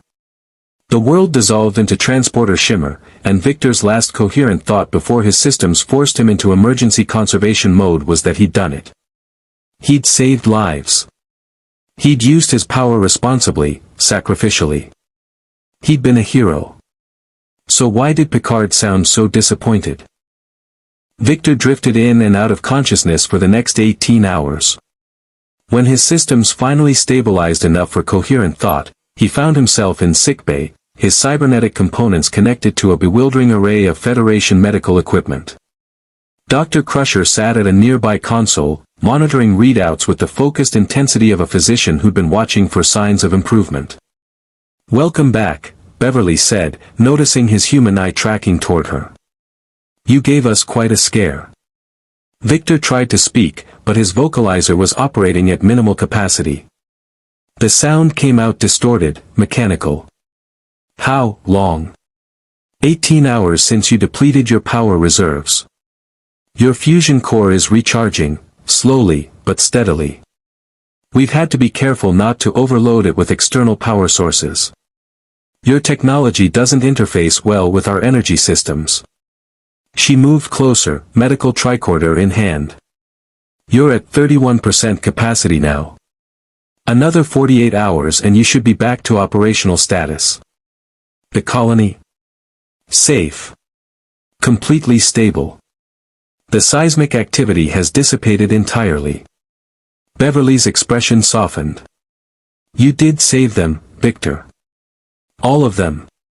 Victor closed his eyes, both human and cybernetic, and felt something like relief wash through him. He'd made the right choice. Whatever the cost to himself, he'd done what heroes were supposed to do. Captain Picard wants to speak with you, Beverly continued, but I told him you needed rest first. Though knowing the captain, he'll be by soon regardless. She paused, studying him with that particular intensity doctors reserve for complicated patients. Victor, what you did was remarkable. But it was also incredibly dangerous. You came within minutes of catastrophic system failure. If your power core had completely depleted, I'm not certain I could have saved your organic components. But it didn't, Victor said, his vocalizer stabilizing slightly. I knew my limits. I knew what I could handle. Did you? Beverly challenged gently. Or did you push past your limits and get lucky? Before Victor could answer, the sickbay doors opened, and Data entered carrying a data PADD and an expression of intense curiosity. Ah, Mr. Stone. I am pleased to see you conscious. I have been analyzing the telemetry from your interaction with the colonial network.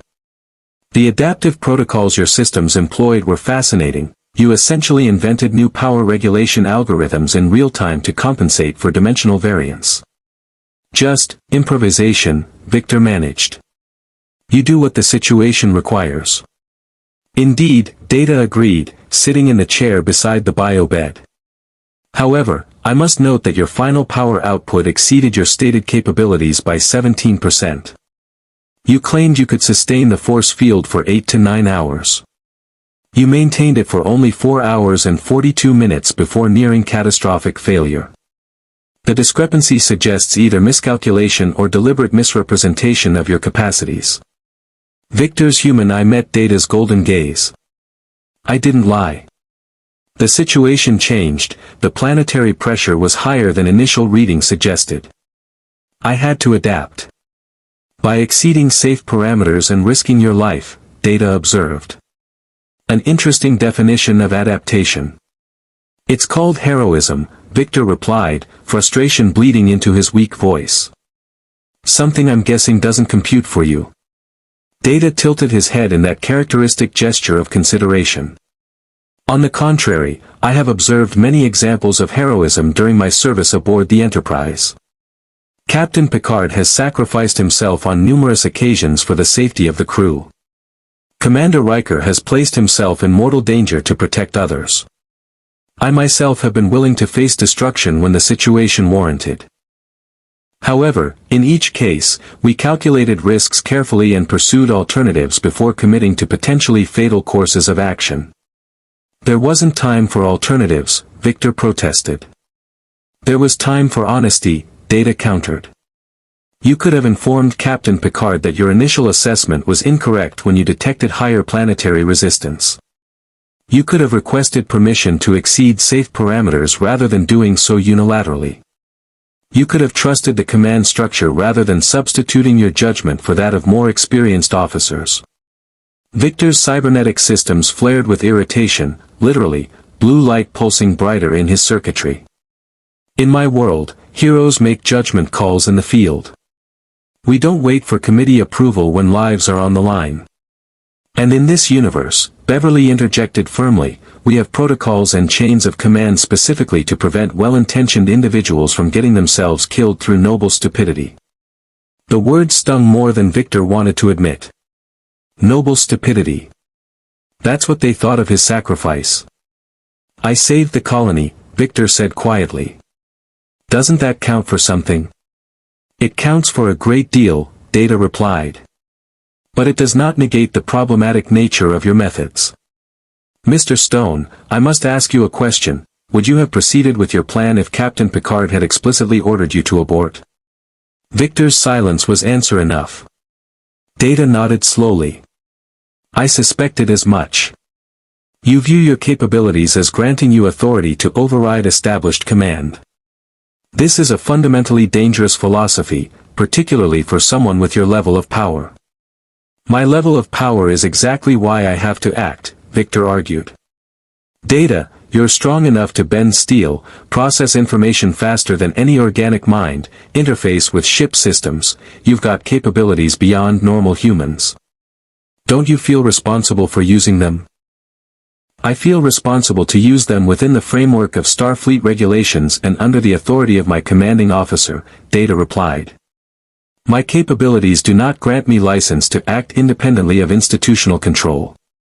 To believe otherwise would be to embrace a form of benevolent tyranny, rule by the powerful, however well-intentioned. The sickbay doors opened again, and this time Captain Picard entered, his expression grave. Mr. Data, Doctor, would you excuse us? I need to speak with Mr. Stone privately. Beverly and Data exchanged glances, then departed, leaving Victor alone with the captain whose orders he'd nearly disobeyed, whose trust he'd strained, whose philosophy he'd challenged with every minute he'd channeled power into that force field. Picard sat in the chair Data had vacated, his posture formal but his expression complex, anger mixed with relief, disappointment tempered with understanding. "How are you feeling?" Picard asked. "Like I got hit by a freight train," Victor admitted. "But alive. Thanks for asking. I'm glad you're recovering."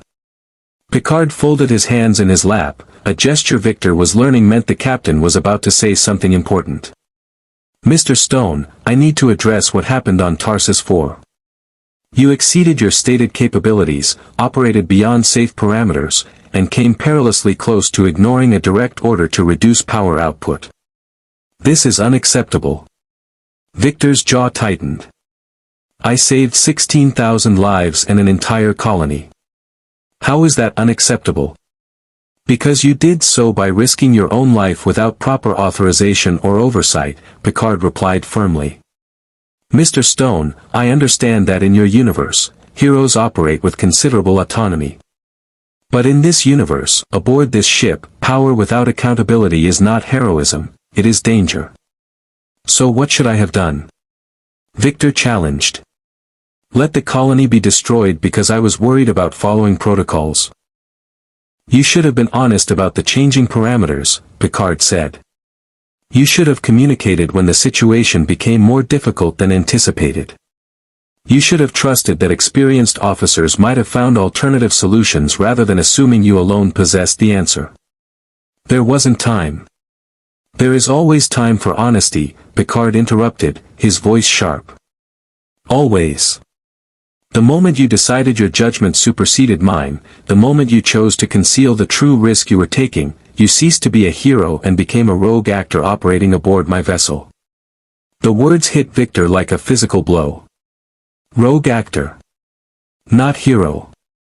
Not savior. Rogue. "Captain," Victor said slowly, "I've been a hero since I was 16 years old. I've saved lives, stopped threats, protected people who couldn't protect themselves. That's not being a rogue, that's doing what needs to be done." "Is it?" Picard leaned forward, his gaze intense. "Mr. Stone, let me tell you a story.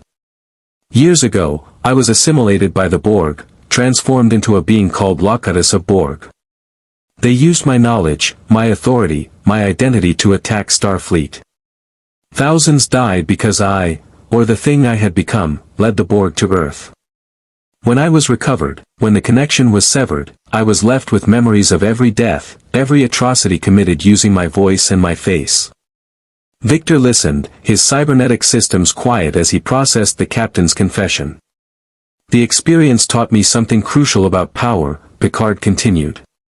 "Individual capability, no matter how great, is not sufficient justification for action. I am the captain of this vessel, I possess tremendous power through that position. But I do not wield that power unilaterally. I consult with my officers, I follow Federation law, I submit to oversight and regulation. Because power without accountability inevitably leads to catastrophe, regardless of intent." "That's different," Victor protested. "You were being controlled. And you were operating under emotional duress, separated from your universe, desperate to prove your value," Picard countered. "The specific circumstances differ, but the principle remains. Power must be tempered by wisdom, capability balanced by humility, action constrained by collective judgment." Victor's human hand clenched. "So you're saying I should have let people die to preserve your authority?" "I'm saying," Picard replied with forced patience, "that your assumption that people would die without your specific intervention was arrogant. We have saved countless lives throughout this ship's service without cybernetic heroes from other dimensions. We have protocols, training, experience. Your unique capabilities were useful, but they were not the only solution, merely the solution you were most comfortable providing." The accusation of arrogance stung because somewhere deep down, Victor recognized its truth. He had assumed he was the only one who could save the colony. He had positioned himself as indispensable. He had, in his desperation to be heroic, to prove his worth in this alien universe, perhaps not fully trusted the capabilities of the people around him. "I didn't mean to be arrogant," Victor said quietly. "I know," Picard replied, his tone softening slightly. "But intention is not the measure of action, Mr. Stone. You meant well. You acted bravely. You achieved a positive outcome. Yet you also demonstrated that you are willing to override authority, exceed safe parameters, and risk your life without proper consultation. That makes you, regardless of your good intentions, a potential liability." The word liability hit harder than anything else Picard had said. Victor had been called many things: hero, weapon, freak, miracle. But never a liability. "What are you saying?" Victor asked, though he suspected he already knew. "I'm saying that when we find a way to return you to your universe, it may be best if you pursue that option," Picard said carefully. "You are not Starfleet, Mr. Stone. You are not bound by our regulations or our philosophy. And while I respect your capabilities and your courage, I cannot have someone aboard my ship who views orders as suggestions and protocols as obstacles." Victor's power reserves, already depleted, seemed to drain even further. He was being dismissed. Politely, respectfully, but unmistakably. Before he could formulate a response, an alarm blared throughout the ship. Red alert klaxons shrieked, and the lighting shifted to emergency crimson. Picard was on his feet instantly, moving toward the comm panel. "Bridge, report." Worf's voice came through, tense and urgent. "Captain, sensors have detected a Borg cube entering the system. Distance, 3 light-years and closing. They are on an intercept course with the Enterprise." The blood drained from Picard's face, a visceral reaction that spoke of trauma, of remembered horror, of nightmares that never quite faded. "Battle stations. I'm on my way to the bridge." He turned back to Victor, conflict evident in his expression. "We will continue this conversation later. For now, I suggest you remain in sickbay and conserve your power reserves. We may need—" "Captain," Victor interrupted, already disconnecting himself from the medical equipment despite Beverly's shouted protests. "The Borg came here for me. In my universe, they tried to assimilate me before. My cybernetic signature must have drawn them across dimensional barriers or something. This is my fault." Picard stared at him for a long moment. Then, grimly, "If that's true, then you may have just brought the single greatest threat in known space down upon this ship. And you're at 31% power capacity with no weapon systems operational." "Then I guess," Victor said, forcing himself to stand despite his weakened state, despite every warning his systems were screaming, "we'll find out if I'm a hero or a liability after all." The ship shuddered as it accelerated to maximum warp, racing toward confrontation with an enemy that had haunted Picard's nightmares and now threatened to make Victor's presence aboard the Enterprise the worst mistake the captain had ever authorized. The Enterprise bridge was a study in controlled tension. Every officer sat at their station with the practiced efficiency of a crew that had faced death before and knew they might face it again. But there was something different this time, a current of barely suppressed fear running beneath the professional composure. The Borg did that to people. Even to Starfleet's finest. Victor emerged from the turbolift beside Captain Picard, his system still running at minimal capacity but his sensors fully active. The moment he saw the view screen, his cybernetic eye began analyzing the tactical situation with combat algorithms honed through years of superhero warfare. The Borg cube dominated the display, a massive geometric structure approximately 3 kilometers per edge, bristling with weapons and shield emitters, its hull a chaotic assemblage of technology assimilated from thousands of conquered species. It moved through space with terrible purpose, ignoring the laws of aesthetics or engineering elegance in favor of pure, brutal functionality.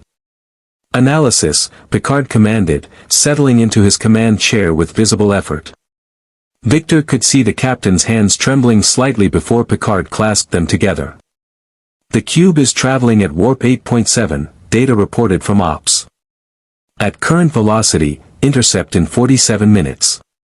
I am reading approximately 78,000 Borg drones aboard. Weapons and shields are operating at full capacity. They are transmitting their standard hailing frequency. Everyone on the bridge knew what that frequency contained: we are the Borg. You will be assimilated. Resistance is futile. They haven't hailed us specifically, Riker observed from his position beside Picard. Standard Borg protocol is to demand immediate surrender. This is different.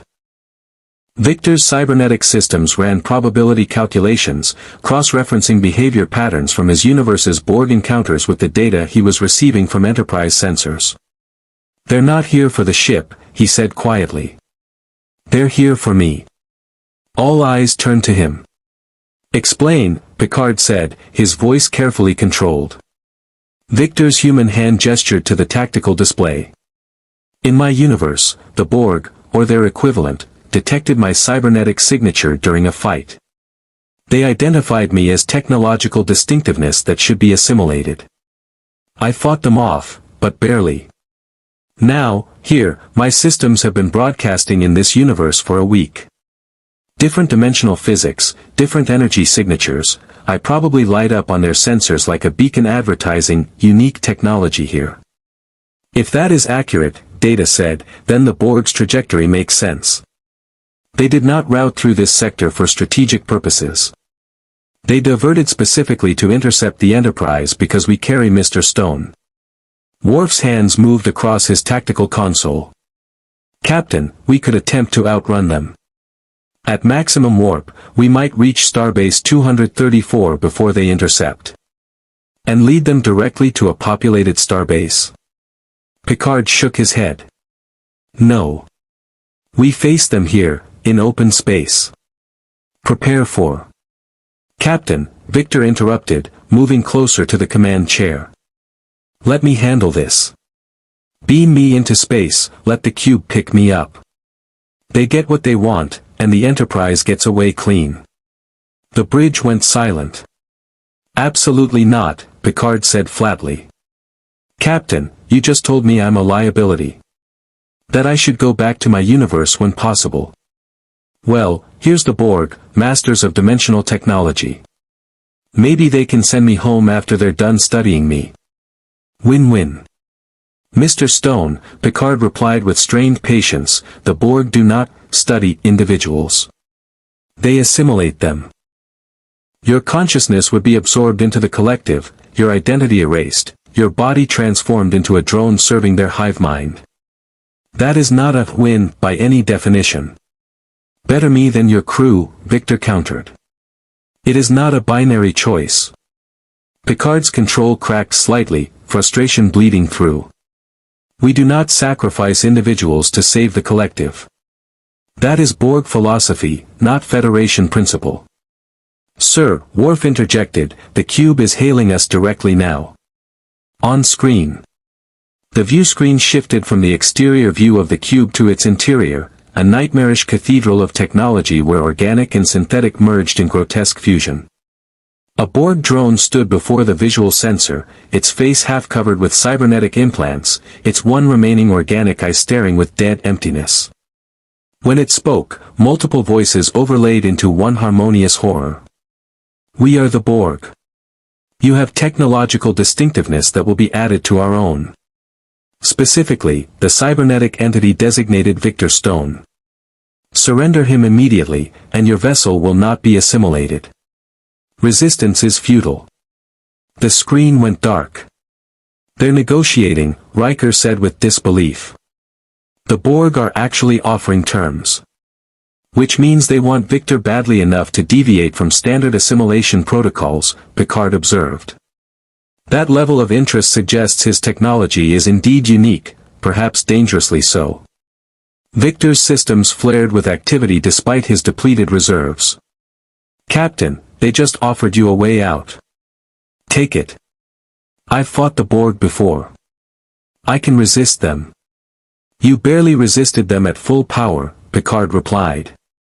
You're currently at 31% capacity with most of your combat systems offline. You wouldn't last 5 minutes in Borg custody. Then maybe it's 5 minutes the Borg spend trying to crack my systems instead of assimilating your crew, Victor shot back. Captain, you said I needed to learn about sacrifice, about operating within command structures, about not going rogue. Fine. I'm volunteering. I'm asking permission. Let me be useful. Data turned from his console.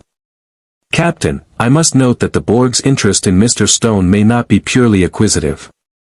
His dimensional origin makes him a potential vector for Borg expansion into alternate realities.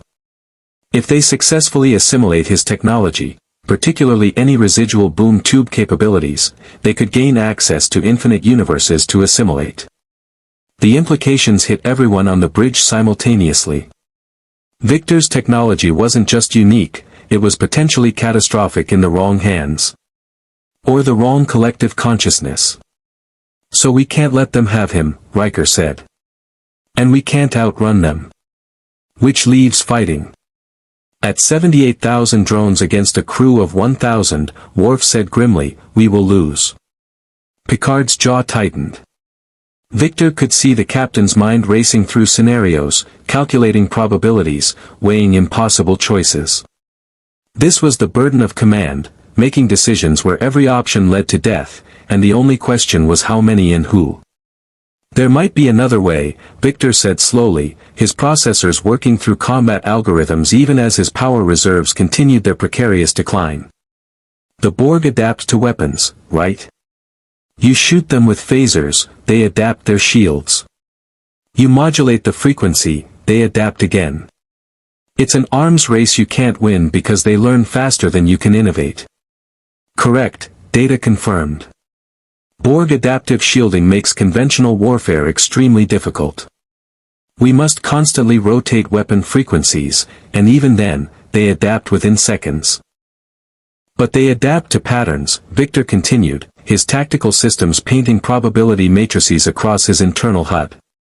They predict based on observed behavior. What if we don't give them a pattern? What if we give them chaos?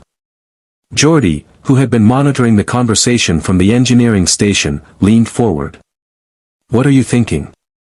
My systems aren't Federation technology, Victor explained. My weapons operate on different principles, sonic projection, plasma generation, energy types the Borg haven't encountered. They can't have adaptive protocols for technology that doesn't exist in this universe. Yet, Picard said. They will adapt the moment you engage them. Right. Which is why I don't engage them directly. Victor's cybernetic eye brightened as the plan crystallized. I interface with the Enterprise's systems, with Data's help, and I randomize everything. Phaser frequencies that shift not on a pattern but on true random generation. Shield modulations that defy prediction. Tactical maneuvers calculated by my alien processors running algorithms the Borg can't anticipate because they're based on dimensional physics that don't apply here. Data's head tilted with interest. Fascinating. You would essentially introduce informational entropy into our defensive systems. The Borg collective operates on predictive modeling and pattern recognition. True randomness would be difficult for them to counter. It could work, Geordi added, excitement entering his voice. Victor's cybernetic architecture processes information differently than our computers. If he's running the tactical calculations, the Borg won't be able to predict our moves because we won't be following any logical pattern. Illogical tactics have succeeded against the Borg before, Worf admitted grudgingly. Unpredictability is our greatest advantage. Picard studied Victor with those penetrating eyes that seemed to see past cybernetic enhancements to the human beneath. Mr. Stone, you are at minimal power capacity. Interfacing with the Enterprise's systems and running complex tactical calculations will drain your reserves even further. You could end up completely depleted in the middle of combat. Better than being assimilated, Victor replied. And better than watching your crew die because I was too worried about my own battery life. This is different from Tarsus 4, Picard pointed out. There, you exceeded safe parameters without consultation. Here, you're proposing a coordinated strategy within the command structure. Do you understand the distinction? Victor met Picard's gaze. Yes, sir. I'm not going rogue. I'm volunteering for a mission under your command. If you order me to stop, I'll stop. If you see a better option, I'll follow your lead. This isn't about me being the hero, it's about me being part of the solution. For a long moment, Picard said nothing. Then he turned to Data. Commander, assessment. Can Mr. Stone's proposal work? The physics are sound, Data replied. His cybernetic systems operate on principles that are sufficiently alien to this universe that the Borg will require considerable time to develop adaptive protocols. During that window, we would possess tactical superiority. However, the window will close rapidly. I estimate we would have between 8 and 12 minutes of advantage before the Borg successfully adapt. 8 to 12 minutes, Picard mused. Enough time to damage the cube sufficiently to force retreat? Possibly, Worf said. If we focus all firepower on critical systems, propulsion, shield generators, power distribution nodes, we might inflict enough damage to make continued pursuit disadvantageous. The Borg will withdraw if they calculate the cost of assimilation exceeds the value of the acquisition. Then we make Victor too expensive to acquire, Riker concluded. Picard stood, tugging his uniform jacket in that characteristic gesture. Very well. Mr. Stone, you will interface with our tactical systems under Commander Data's supervision. Commander LaForge, assist him in establishing the connection. Worf, prepare all weapon systems for rapid frequency modulation. Helm, prepare evasive maneuvers, you'll be receiving course corrections from Mr. Stone's calculations. Everyone understand? A chorus of acknowledgments answered him. One more thing, Picard said, his gaze finding Victor's. Mr. Stone, if at any point your power reserves reach critical levels, you will disengage immediately. That is a direct order. We will not sacrifice you to win this engagement. Am I clear? Victor's human mouth curved into a slight smile. Clear, Captain. No heroic martyrdom today. See that you remember that. Picard returned to his command chair. Mr. Data, assist Mr. Stone in establishing interface. We have 32 minutes before the Borg arrive. Let's use them wisely. As Victor moved to the operations console where Data was already configuring interface protocols, Geordi appeared beside him with a modified connection cable. This should bridge your systems with ours without causing the feedback problems we've seen before. But Victor, be careful. The Enterprise's computer core processes at volumes that could overwhelm even your capabilities. I've hacked Justice League satellites and apocalyptic technology, Victor replied, accepting the cable. I can handle a Starship computer. A Starship computer isn't trying to kill you, Geordi pointed out. The Borg will be. Victor extended his interface cables and connected to the operations console. The Enterprise's systems rushed into his consciousness, vast, complex, beautiful in their systematic efficiency. Compared to the chaotic, organic technology of his home universe, Federation systems were elegant, logical, almost peaceful. He could work with this. Interface established, data confirmed. Mr. Stone, I am granting you access to tactical systems, weapons control, and navigational subsystems. However, primary command functions remain under Captain Picard's authority. You may suggest maneuvers and firing solutions, but all final decisions rest with the captain. Understood, Victor replied, his consciousness now split between his physical body on the bridge and his digital presence in the Enterprise's network. Borg Cube is now 26 minutes out. I'm running preliminary tactical scenarios and, wait. Data, I'm detecting something in your sensor logs. There's a secondary energy signature trailing the Borg Cube. Small, cloaked, but it's there. Data's fingers flew across his console. Confirmed. A vessel approximately 1/10 the mass of the cube, employing a cloaking device. Signature analysis suggests Romulan origin. Picard's expression darkened. The Romulans are shadowing the Borg. Why? Victor's tactical algorithms provided an answer his human instincts immediately recognized as bad news. Because they want the same thing the Borg want. My technology. They're waiting to see if the Borg successfully assimilate me, and then they'll try to steal whatever data the Borg extract from my systems. Or, Worf growled, they will wait until the Borg have weakened us, then move in to claim Mr. Stone for themselves. Either way, Riker said grimly, we're facing two enemies, not one. Picard's hands clasped together tightly. Then we'll deal with both. One crisis at a time. Mr. Stone, continue tactical preparations. And pray that your unique technology is enough to tip the scales in our favor. Victor's systems hummed with activity, his consciousness diving deeper into the Enterprise's network, preparing randomized attack patterns, calculating chaos itself. Because when you fought the Borg, when you faced an enemy that adapted to everything, your only hope was to become something they couldn't adapt to. And Victor Stone, displaced hero from another dimension, running on 31% power and pure determination, was about to become the most unpredictable weapon the Borg had ever encountered. Or die trying. 26 minutes became 20, then 15, then 10.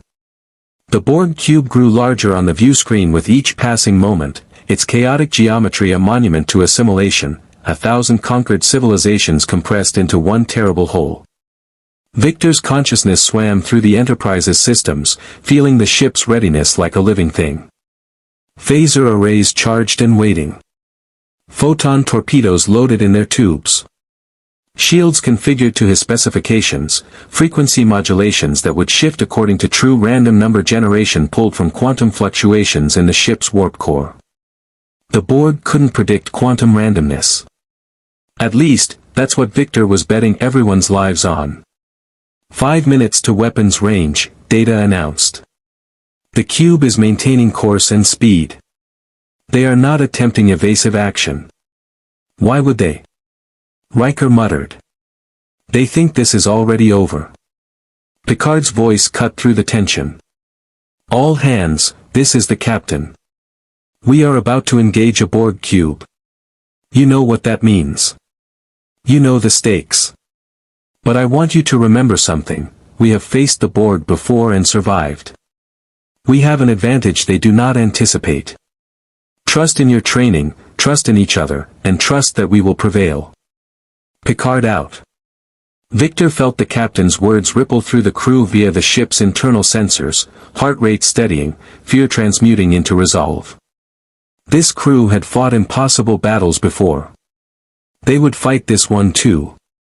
Mr. Stone, Picard said, status of your tactical preparations? Ready, Captain, Victor replied, his voice carrying from both his physical body and through the ship's communication systems simultaneously, an eerie doubled effect. I've got firing solutions prepared for the first 12 seconds of combat. After that, I'll be generating them in real time based on Borg adaptation patterns. Helm has navigational data streaming directly from my processors. We'll be moving in ways that don't follow normal tactical doctrine. Meaning? Picard asked. Meaning we're going to fly like someone who's never read your tactical manuals, Victor said. Because the Borg have read them. They know how Starfleet ships move, how they fight, how they think. I don't think like Starfleet. I think like someone who's fought interdimensional demons and survived by being unpredictable. Wonderful, the helmsman, Ensign Gates, muttered under her breath. Flying blind based on alien combat instincts. Trust him, Geordi's voice came through from engineering. I've seen his systems work. They're different, but they're good. 2 minutes, data announced. The Borg cube filled the view screen now, close enough to see the surface details, the random protrusions of assimilated technology, the green glow of Borg alcoves visible through transparent sections, the weapons ports tracking the Enterprise with mechanical precision. And then, a voice, that terrible harmonious chorus of thousands speaking as one. We are the Borg. Surrender the cybernetic entity Victor Stone. You will not be harmed. Resistance is futile. They're still negotiating, Counselor Troy observed from her seat beside Picard. Captain, I'm sensing confusion from the collective. They're uncertain. That's extremely unusual for the Borg. They don't understand why we're not running or surrendering, Picard said. Good. Let them be confused.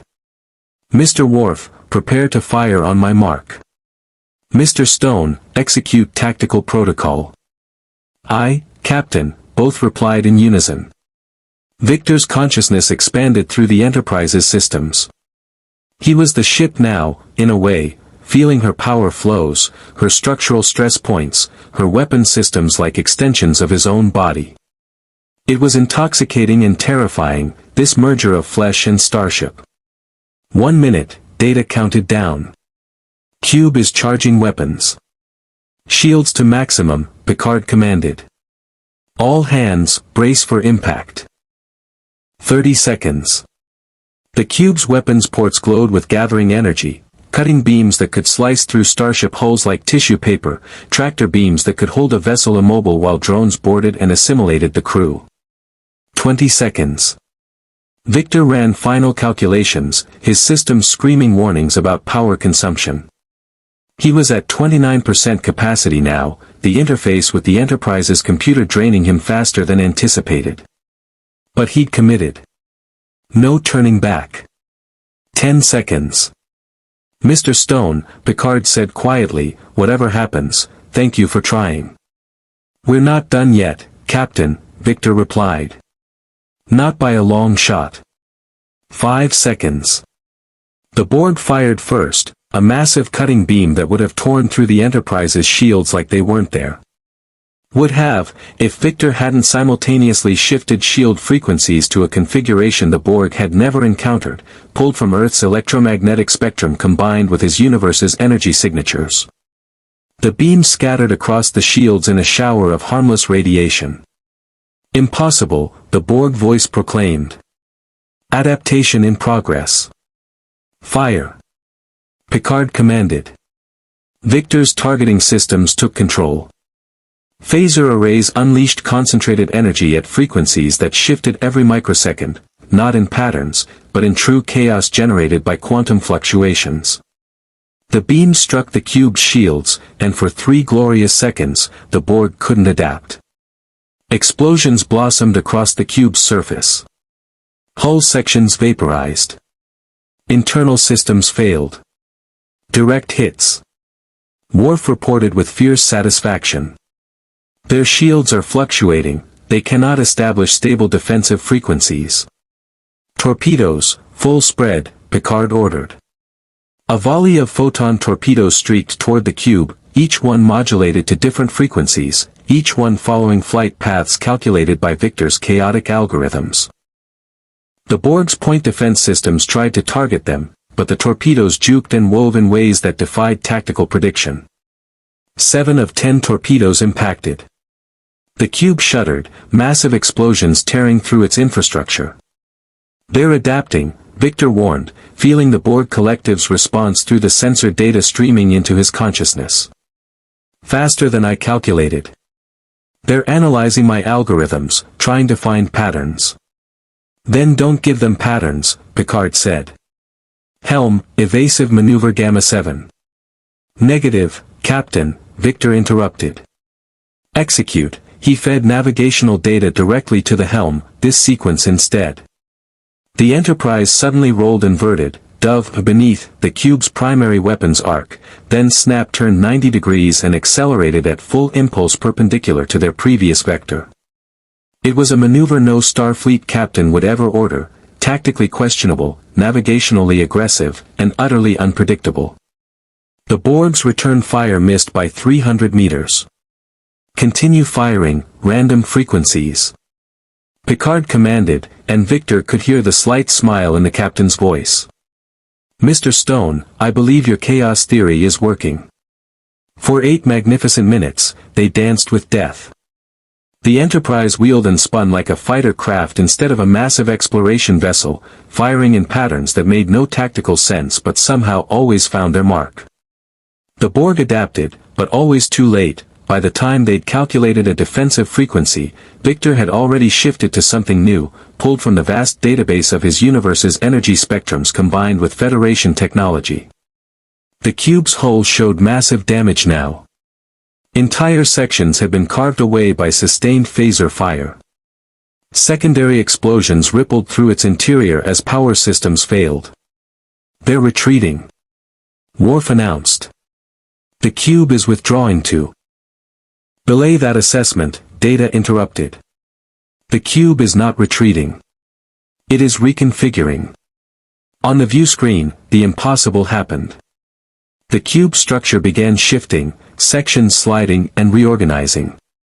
New weapons ports emerged. Shield generators that had been internal suddenly rotated to external positions. The Borg were rebuilding their vessel mid-combat, adapting not just their defenses but their entire tactical configuration. "They're learning," Victor said, his systems analyzing the transformation with growing dread. "They've figured out my algorithms. They're extrapolating from my attack patterns to predict future moves.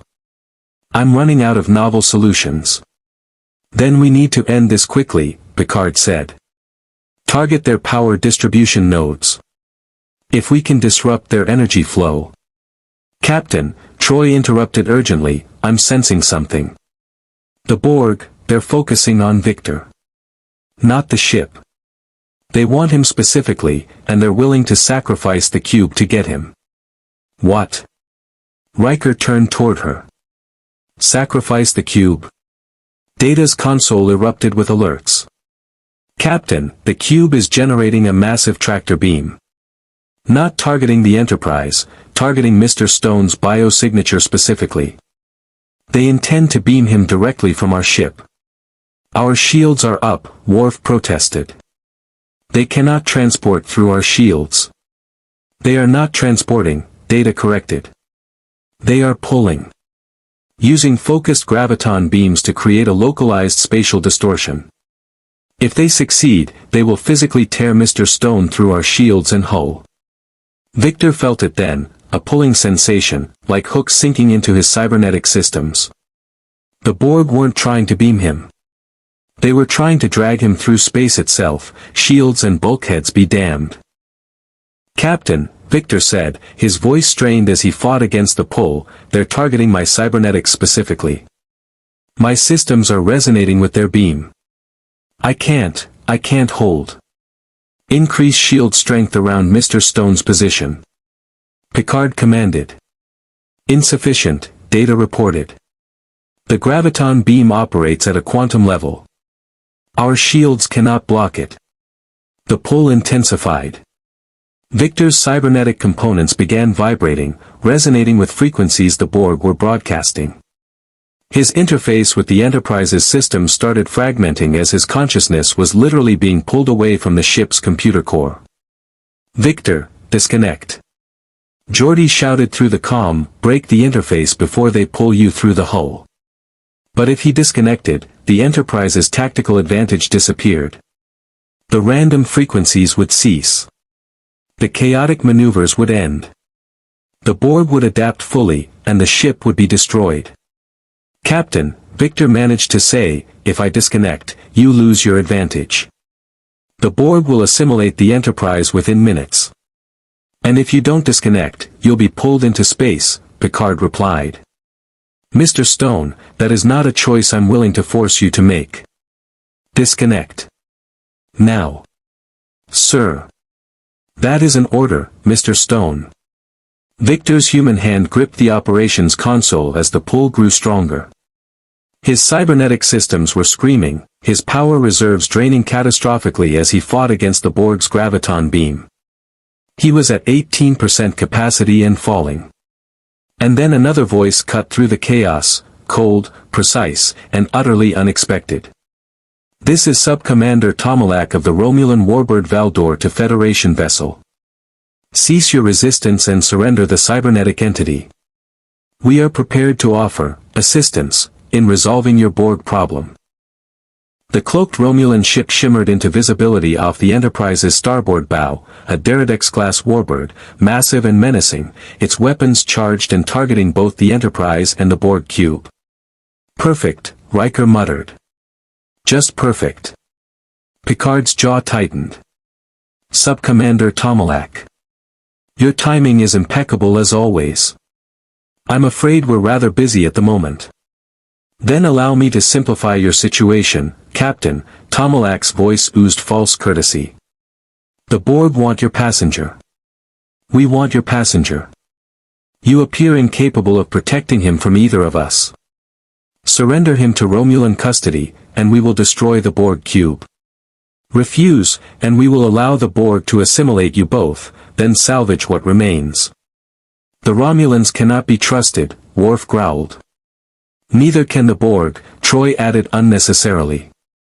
Victor felt the graviton beam pulling harder, felt his systems beginning to physically separate from his organic components. The pain was excruciating, like being torn apart at the molecular level. His power reserves hit 15%.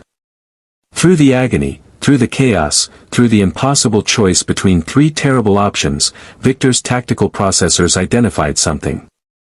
A pattern in the Borg's beam. A vulnerability in how they were projecting the graviton field. "Captain," Victor gasped, "I can disrupt their beam. But I'll need to channel a massive energy pulse through my cybernetics.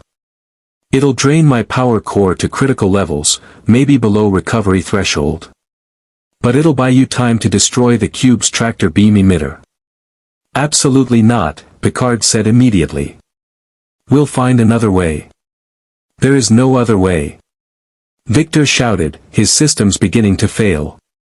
"Captain, I'm at 15% power and dropping. In 3 minutes, I'll be unconscious anyway. Let me use what I have left to do something that matters." Picard's face was anguished. "Mr. Stone." "Sir, I'm asking permission. I'm following your orders. I'm operating within the command structure. But I'm also asking you to trust me one more time. Let me be the weapon that saves this ship. Not because I'm expendable, but because I choose it." Data turned from his console. "Captain, Mr. Stone's analysis is correct. If he can generate a sufficient electromagnetic pulse, it would disrupt the Borg's graviton beam long enough for us to destroy their emitter. However, the power requirements would drain his fusion core below safe operating levels. His survival would be uncertain." The bridge held its breath. 3 enemies surrounded them, Borg, Romulans, and time itself. And in the center of it all, a young man made of meat and metal, asking for permission to sacrifice himself. Picard stood, moved to the operations console, and placed his hand on Victor's human shoulder. "Mr. Stone. Victor. If you do this, you may not survive. Do you understand?" "I understand, sir." "And you still choose this course?" Victor met Picard's eyes with both his human and cybernetic ones. "I choose to protect this crew. To serve under your command. To be more than a weapon or a liability. I choose to be part of something bigger than myself. Isn't that what Starfleet is about?" Picard's expression was unreadable for a long moment. Then, quietly, "Yes. Yes, it is. Mr. Data, coordinate with Mr. Stone. The moment he disrupts the graviton beam, target the Borg's tractor emitter with everything we have. Worf, prepare to engage the Romulan vessel if they attempt to interfere. Mr. Stone, may fortune favor the bold." Victor smiled, human and genuine despite the cybernetic half of his face. "Tell me that after I wake up, Captain." He stopped fighting the graviton beam. Instead, he embraced it, let it pull energy from his systems, let it create a connection between himself and the Borg cube. And then, with every remaining iota of power his fusion core could generate, he reversed the flow. The electromagnetic pulse that erupted from Victor's cybernetics was visible to the naked eye, a sphere of crackling energy that expanded outward, disrupting every electronic system within 50 meters. The operations console exploded in sparks. The bridge lights flickered. And the Borg's graviton beam shattered like glass. Now! Picard roared. The Enterprise's weapons spoke with one voice. Every phaser array, every torpedo tube, every ounce of destructive capability focused on the Borg cube's tractor emitter. The concentrated fire overwhelmed the Borg's adaptive shields and carved through their hull like a surgical strike. The emitter exploded. Secondary explosions rippled through the cube's infrastructure. And the terrible pulling sensation ceased. Victor collapsed against the console, his systems dark, his cybernetic components powered down to absolute minimum. His human eye remained barely open, watching the view screen through fading consciousness. The Borg cube, damaged beyond the collective's acceptable parameters, began to withdraw. Its engines flared, and it jumped to warp speed, fleeing the battle it could no longer win at an acceptable cost. The Romulan warbird remained, weapons charged, Tomalak's face on the view screen calculating whether to press his advantage against the weakened Enterprise. Sub-Commander, Picard said with absolute calm despite the chaos around him, you now face a choice. Attack us and start a war the Romulan Empire is not prepared to fight. Or withdraw and report to your superiors that the Federation successfully defended itself against both Borg and Romulan interference. Tomalak's expression suggested he was weighing murder against prudence. Finally, another time, Picard. The Tal Shiar will remember this. The warbird cloaked and vanished. And Victor Stone's human eye finally closed as his systems achieved total shutdown, his power reserves depleted to 0%, his survival uncertain but his purpose fulfilled. He had chosen heroism over martyrdom. Service over ego. Teamwork over solitary glory. And in doing so, he had saved them all. Darkness. Not the darkness of sleep or unconsciousness, but the absolute void of non-existence. Victor floated in it, unable to feel his body, unable to access his systems, unable to determine if he was alive or dead or something in between. Time had no meaning here. Seconds or hours or days might have passed. He couldn't tell. Then, gradually, sensation returned. Not physical sensation, his cybernetic systems remained offline, but awareness. The sense that he still existed, that some core part of Victor Stone persisted even when the machines that sustained him had gone silent. Was this what Data had been searching for? This kernel of self that remained when all the hardware shut down? If so, Victor understood why the android found humanity so fascinating. Because this tiny spark of consciousness in the dark, this was what it meant to be alive beyond mere function.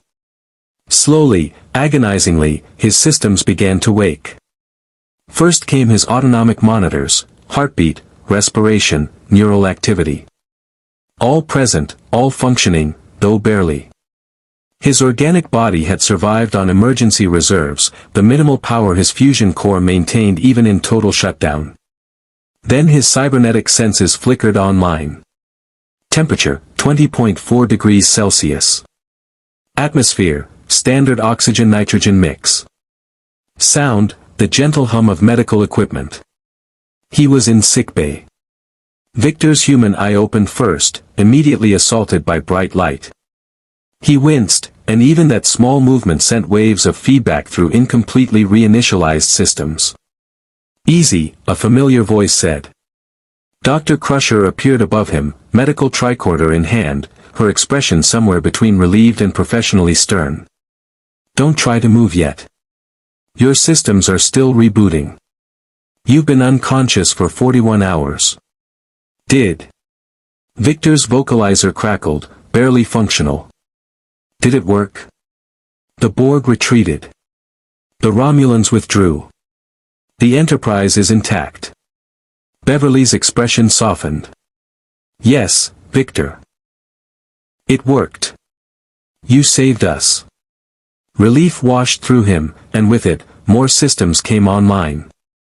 His cybernetic eye activated, immediately running diagnostics that painted a grim picture. fusion core at 3% capacity and slowly recharging, weapons systems offline, enhanced strength at 12% functionality, self-repair nanites operating but overwhelmed, multiple subsystems damaged or corrupted. He was alive, but barely operational. The captain? Victor managed to ask. Waiting to speak with you. Along with half the senior staff. Beverly held up a hand as Victor tried to sit up. But not until I've completed my examination and certified you're stable. Doctor's orders supersede Captain's curiosity. Over the next hour, Beverly ran every scan in her considerable medical arsenal. Victor's organic components had suffered from the massive power drain, his heart had briefly stopped during the electromagnetic pulse, requiring emergency resuscitation. His neural pathways showed stress damage from feedback. His remaining organic tissues had begun breaking down as his cybernetic life support systems failed. But he'd survived. Somehow, impossibly, he'd survived. You're recovering faster than I projected, Beverly admitted, reviewing the results. Your self-repair systems are remarkably efficient. At current rates, you should reach 40% capacity within 72 hours. Full recovery will take approximately 2 weeks. 2 weeks, Victor repeated. 2 weeks of being vulnerable, diminished, half-functional. In his world, that kind of recovery time could mean missing critical missions, letting teammates down, failing to be there when needed. Here, it just meant being patient. The sickbay doors opened, and Captain Picard entered, followed by Data, Geordi, and Commander Riker. They arranged themselves around Victor's bio-bed like a tribunal, though their expression suggested something other than judgment. Mr. Stone, Picard said formally, on behalf of the crew of the Enterprise, I want to thank you. Your actions during the engagement with the Borg were instrumental in our survival. You showed courage, tactical brilliance, and a willingness to sacrifice yourself for others. These are the qualities Starfleet holds in highest regard. I just did what needed doing, Captain, Victor replied, his vocalizer stronger now. You did considerably more than that, Picard countered. You operated within the command structure despite every instinct probably screaming at you to act independently. You asked permission when you could have simply acted. You trusted in collective judgment rather than relying solely on your own. That level of discipline, particularly from someone accustomed to autonomous operation, is remarkable. Data stepped forward, carrying a PADD displaying technical readouts. I have completed analysis of your tactical algorithms during the engagement, Mr. Stone. Your approach to generating true randomness through quantum fluctuation analysis was ingenious. However, I must note that you exceeded your stated power reserves by operating for 6 minutes longer than your calculations predicted. Victor's human hand clenched unconsciously. I know. I miscalculated again. I thought I could maintain the interface for 12 minutes at my power level, but you maintained it for 18 minutes, Data interrupted. Despite depleting your reserves to 0%. Despite feedback that should have forced disconnection. You continued operating when by all calculations you should have lost consciousness. How? Victor was quiet for a moment, searching for an answer that made sense. I don't know. Determination? Stubbornness? Maybe the part of me that's still human refused to quit even when the machines wanted to shut down. Fascinating, Data said with genuine wonder. Your organic willpower superseded your cybernetic safety protocols. That suggests a level of integration between consciousness and technology that exceeds even my theoretical models. You are not simply a human with cybernetic enhancements, Mr. Stone. You are a true synthesis, neither purely organic nor purely synthetic, but something new. Something that nearly got himself killed, Geordi added, though his tone was more concerned than critical. Victor, your power core came within 0.07% of complete failure. Any lower and the damage would have been permanent. You wouldn't have been able to recharge. Ever. I know, Victor said quietly. I felt it. That moment when everything was shutting down and I didn't know if I'd wake up. It was Terrifying. But I'd make the same choice again. Would you? Picard asked, and there was something in his voice, a test, perhaps, or a genuine question. Mr. Stone, before the Borg engagement, we discussed your tendency toward self-sacrifice, your belief that your capabilities granted you responsibility to act regardless of risk. Has that philosophy changed? Victor considered the question carefully, feeling his systems continue their slow reboot, his power reserves ticking upward fraction by fraction. Had it changed? Was he different now than he'd been when he first crashed onto this ship? Yes and no, he finally answered. I still believe that having power means having responsibility. That hasn't changed. But I understand now that responsibility isn't the same as authority. I have the power to do things others can't, but that doesn't mean I should always do them, or that I should do them alone, or that my judgment is automatically better than everyone else's. He met Picard's eyes directly.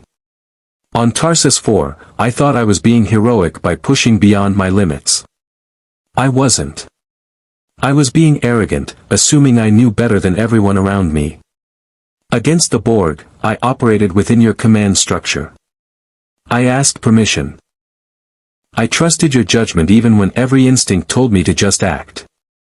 And because of that trust, because of that collaboration, we all survived. That's the difference between being a weapon and being a person. Weapons act alone. People work together. Picard's expression was unreadable for a long moment. Then, slowly, he smiled. Well said, Mr. Stone. Well said indeed. Riker grinned. Sounds like someone's been paying attention to the captain's philosophy lectures. They're hard to ignore, Victor replied with a slight smile of his own. Especially when they turn out to be right. However, Picard continued, his tone becoming more serious, we must address the larger issue. The Borg encountered you. They identified your unique technology. They retreated, but they will not forget. You are now in their database, marked as technology to be assimilated. And the Romulans have also identified you as a priority acquisition target. Meaning I'm a walking bullseye, Victor concluded. Anyone who wants unique cybernetic technology will come after me. And anyone near me will be in danger. Precisely, data confirmed. Your presence creates a tactical vulnerability. Not through any fault of your own, but simply because you represent unprecedented technology that multiple hostile factions desire to acquire. Victor felt something sink in his chest, or the cybernetic equivalent where his chest used to be. So what are you saying? That I need to leave the Enterprise? Go somewhere isolated where I won't put anyone else at risk? No, Picard said firmly. I'm saying we need to find a way to return you to your universe. Not because you're unwelcome here, Mr. Stone, but because you deserve to go home. To your team, your friends, your world. You've been separated from them for over a week now. They must be desperate to find you. The words hit Victor harder than he expected. Home. His team. Cyborg of the Teen Titans, missing in action, probably presumed dead. Beast Boy's jokes. Raven's quiet concern. Starfire's enthusiastic friendship. Robin's leadership. Even his complicated relationship with his father, all of it waiting for him back in a universe he couldn't reach. I want to go home, Victor admitted, and his human voice cracked slightly. But I don't know how. The boom tube that brought me here was a malfunction. I don't even know if I can generate another one in this universe. My mother box connection is completely severed. Which is where I come in, Geordi said, stepping forward with barely contained excitement. Victor, I've been analyzing the residual energy signatures from your arrival. The dimensional rift that brought you here left traces in subspace, like a footprint showing where you came from. With the Enterprise's deflector array and your boom tube technology, we might be able to reverse engineer the process. Send you back along the same dimensional pathway. Victor's cybernetic eye brightened with hope. You can do that? Theoretically, Geordi qualified. It would require considerable power and precise calibration. And you'd need to be at full operational capacity to generate a stable boom tube at your end. But yes, I think we can do it. Given enough time. How much time? Victor asked. 2 weeks, Data replied. Coincidentally, the same period required for your full recovery. We propose using that time to construct a dimensional gateway device, essentially an artificial rift generator keyed to your unique energy signature. When you've recovered sufficiently, you would activate your boom tube technology in conjunction with our gateway, creating a stable dimensional pathway home. 2 weeks. 14 days to prepare, to heal, to say goodbye to this strange universe and the people he'd met here. It should have felt like a gift, an escape from displacement, a return to normalcy. So why did part of him feel reluctant to leave? Captain, Victor said slowly, if we do this, if we successfully send me home, what happens if the dimensional rift destabilizes again? What if it creates a permanent hole between our universes? What if the Borg figure out how to follow me through, or the Romulans, or... We've considered those risks, Picard assured him. The gateway will be a one-time event, designed to seal permanently after your transit. Commander LaForge and Mr. Data have run extensive simulations. The dimensional barrier will restore itself naturally within microseconds of your passage. There will be no hole for anyone to follow through. And if something goes wrong? Victor pressed. If the rift doesn't seal? Picard's expression was grave.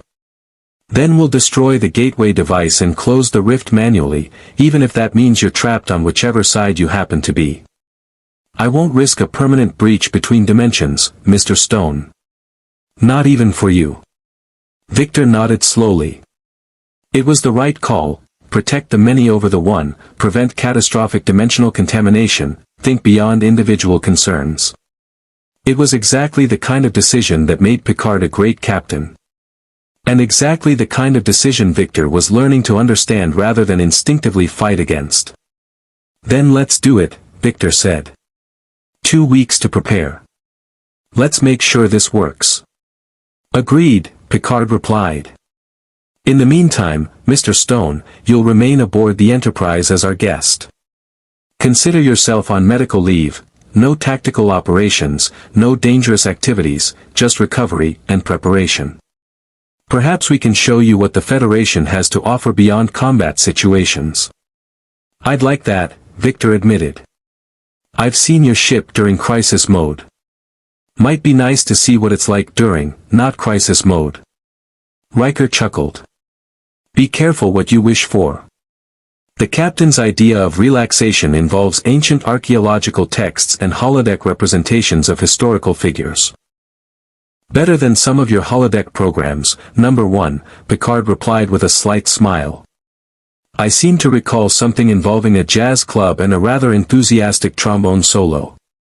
Hey, my trombone playing has gotten better, Riker protested. Watching them banter, seeing the easy camaraderie between officers who'd served together through impossible circumstances, Victor felt something unexpected, belonging.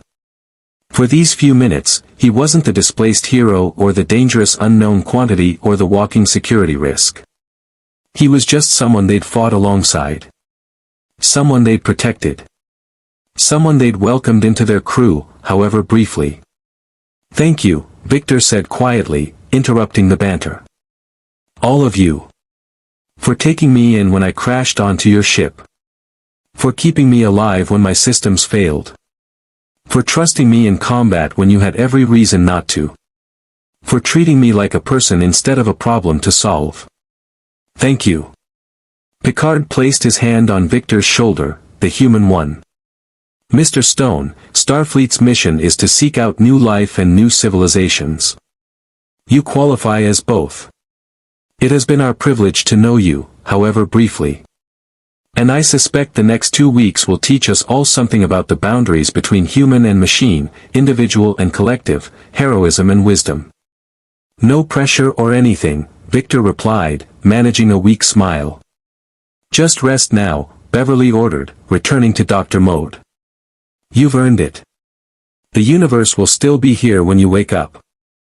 As the officers filed out, Geordi promising to show Victor his dimensional gateway designs, Data expressing interest in further discussions about consciousness and technology, Victor lay back on the bio bed and let his systems continue their slow recovery. He was going home. In 2 weeks, he'd be back with his team, back in his universe, back to being Cyborg of the Teen Titans. But something had changed.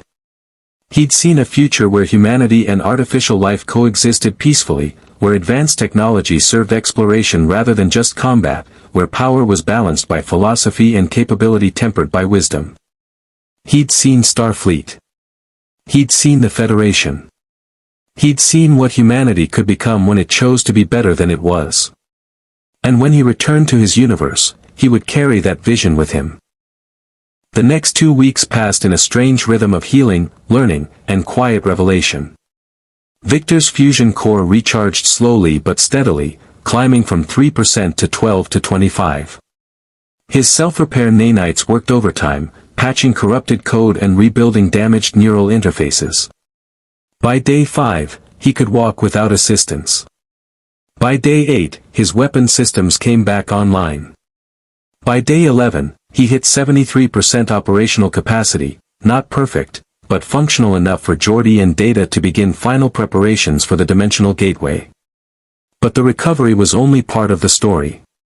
During those 2 weeks, Victor Stone learned what the Enterprise was like when it wasn't fighting for survival.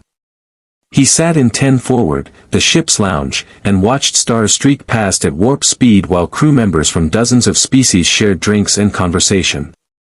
He joined Geordi in engineering and marveled at the elegant efficiency of a warp core that powered exploration rather than conquest. He attended one of Data's poetry readings, awkward, earnest, strangely moving despite the android's lack of emotional context. He even accepted Picard's invitation to join him in the holodeck for a recreation of the ancient city of Pompeii before Vesuvius erupted, a meditation on civilization's fragility and humanity's drive to preserve beauty even in the face of inevitable destruction. In your universe, Picard had said as they walked through holographic Roman streets, heroes fight to save people from immediate threats. Here, we fight to preserve the idea that people are worth saving, their culture, their art, their capacity for growth. It's a different kind of heroism, perhaps. But no less vital. Victor had nodded, understanding something fundamental about the difference between his world and this one. In the DC universe, heroes reacted to crises. In the Federation, they built systems designed to prevent crises from emerging in the first place. In your universe, Picard had said as they walked through holographic Roman streets, heroes fight to save people from immediate threats. Here, we fight to preserve the idea that people are worth saving, their culture, their art, their capacity for growth.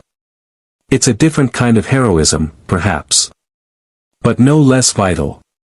Victor had nodded, understanding something fundamental about the difference between his world and this one. In the DC universe, heroes reacted to crises. In the Federation, they built systems designed to prevent crises from emerging in the first place. Both approaches had merit. Both required courage. Now, on the final day before his departure, Victor stood in engineering beside Geordi and Data, watching the final calibrations on the dimensional gateway device. It looked deceptively simple, a circular frame of exotic alloys positioned in the Enterprise's largest cargo bay, connected to the ship's deflector array and 3 auxiliary power generators. Final power checks complete, Geordi announced, reviewing his console readouts. The gateway is stable. We'll be ready to activate in approximately 6 hours. And my systems? Victor asked, though his internal diagnostics had already given him the answer. 89% operational capacity, Data replied.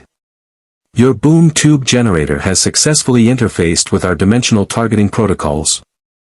When activated simultaneously with the gateway, the combined energy should create a stable pathway to your universe. Transit time, approximately 3.2 seconds. Margin of error, 0.09%. So basically, Victor translated, it'll probably work. Probably is statistically significant in dimensional mechanics, Data assured him. We are as certain as theoretical physics allows. Geordi clapped Victor on his human shoulder. You're going home, Vic. How does it feel? Victor considered the question honestly. Exciting. Terrifying. Right. And somehow, sad. Because you're leaving, Geordi said with understanding. I get it. You've been through a lot here. Made connections. Seen things you'll never see in your own universe. It's okay to feel conflicted. Victor struggled to articulate the tangle of emotions his human side still processed normally even when his cybernetic side wanted to reduce everything to logical assessment. I'm going back to my world where I'm the tech guy, the one who's different, the bridge between human and machine. Here, on this ship, I met Data, someone who's asking the same questions I ask from the opposite direction. I met a captain who treats philosophy like a weapon and wisdom like armor. I met a crew that didn't see me as a monster or a miracle, just as someone. And I'm going to miss that. The feeling is mutual, Data said, and something in his voice carried weight despite the lack of emotional programming. You have taught me much, Mr. Stone. About the challenges of integrating consciousness with technology, about the pain of being caught between categories, about choosing humanity not because it is easy but because it is right. I will remember our conversations. Same here, Data. Victor extended his cybernetic hand, and Data clasped it firmly. Keep searching for what it means to be human. And remember, sometimes being human means not having all the answers. I will endeavor to be appropriately uncertain, Data replied with that slight head tilt that might have been his version of a smile. The hours passed quickly. Final systems checks. Power calibrations. Safety protocols. Victor recharged his fusion core to maximum capacity, knowing he'd need every erg of energy to generate a stable boom tube from inside the gateway's dimensional field. As the appointed time approached, the senior staff gathered in the cargo bay. Picard stood at the forefront, his expression formal but warm. Riker, Worf, Troy, Beverly, all present to witness Victor's departure.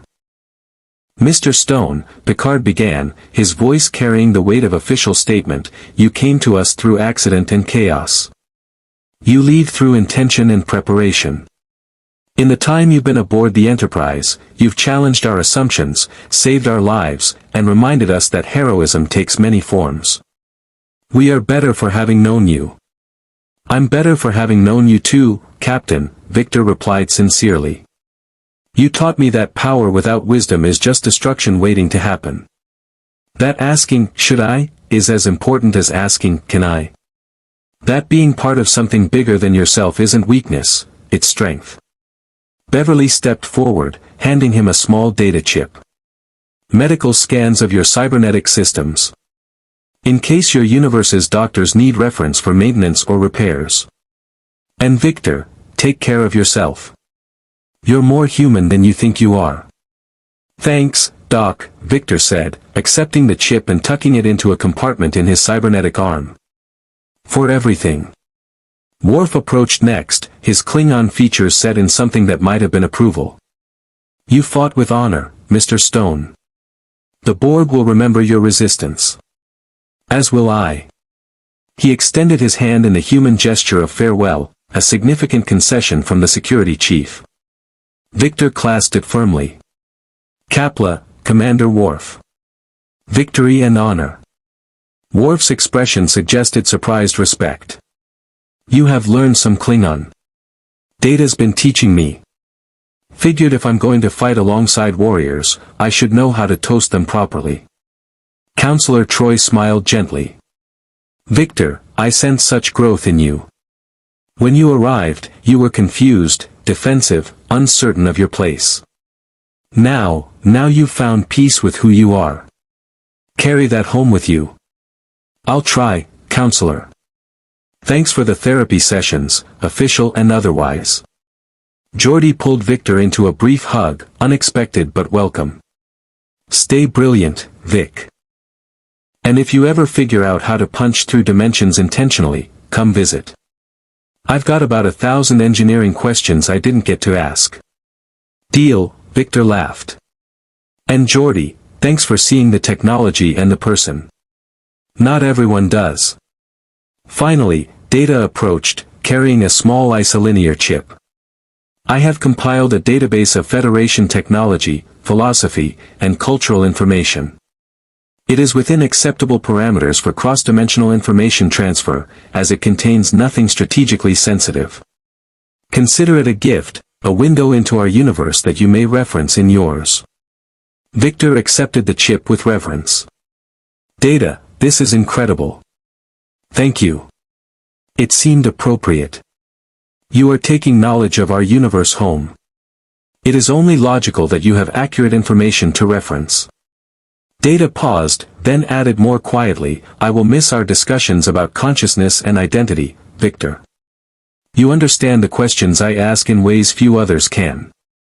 The questions never go away, Data. But maybe that's okay. Maybe asking them is what makes us both more human. Picard gestured toward the gateway, which hummed with barely contained energy. Mr. Stone, it's time. Are you ready?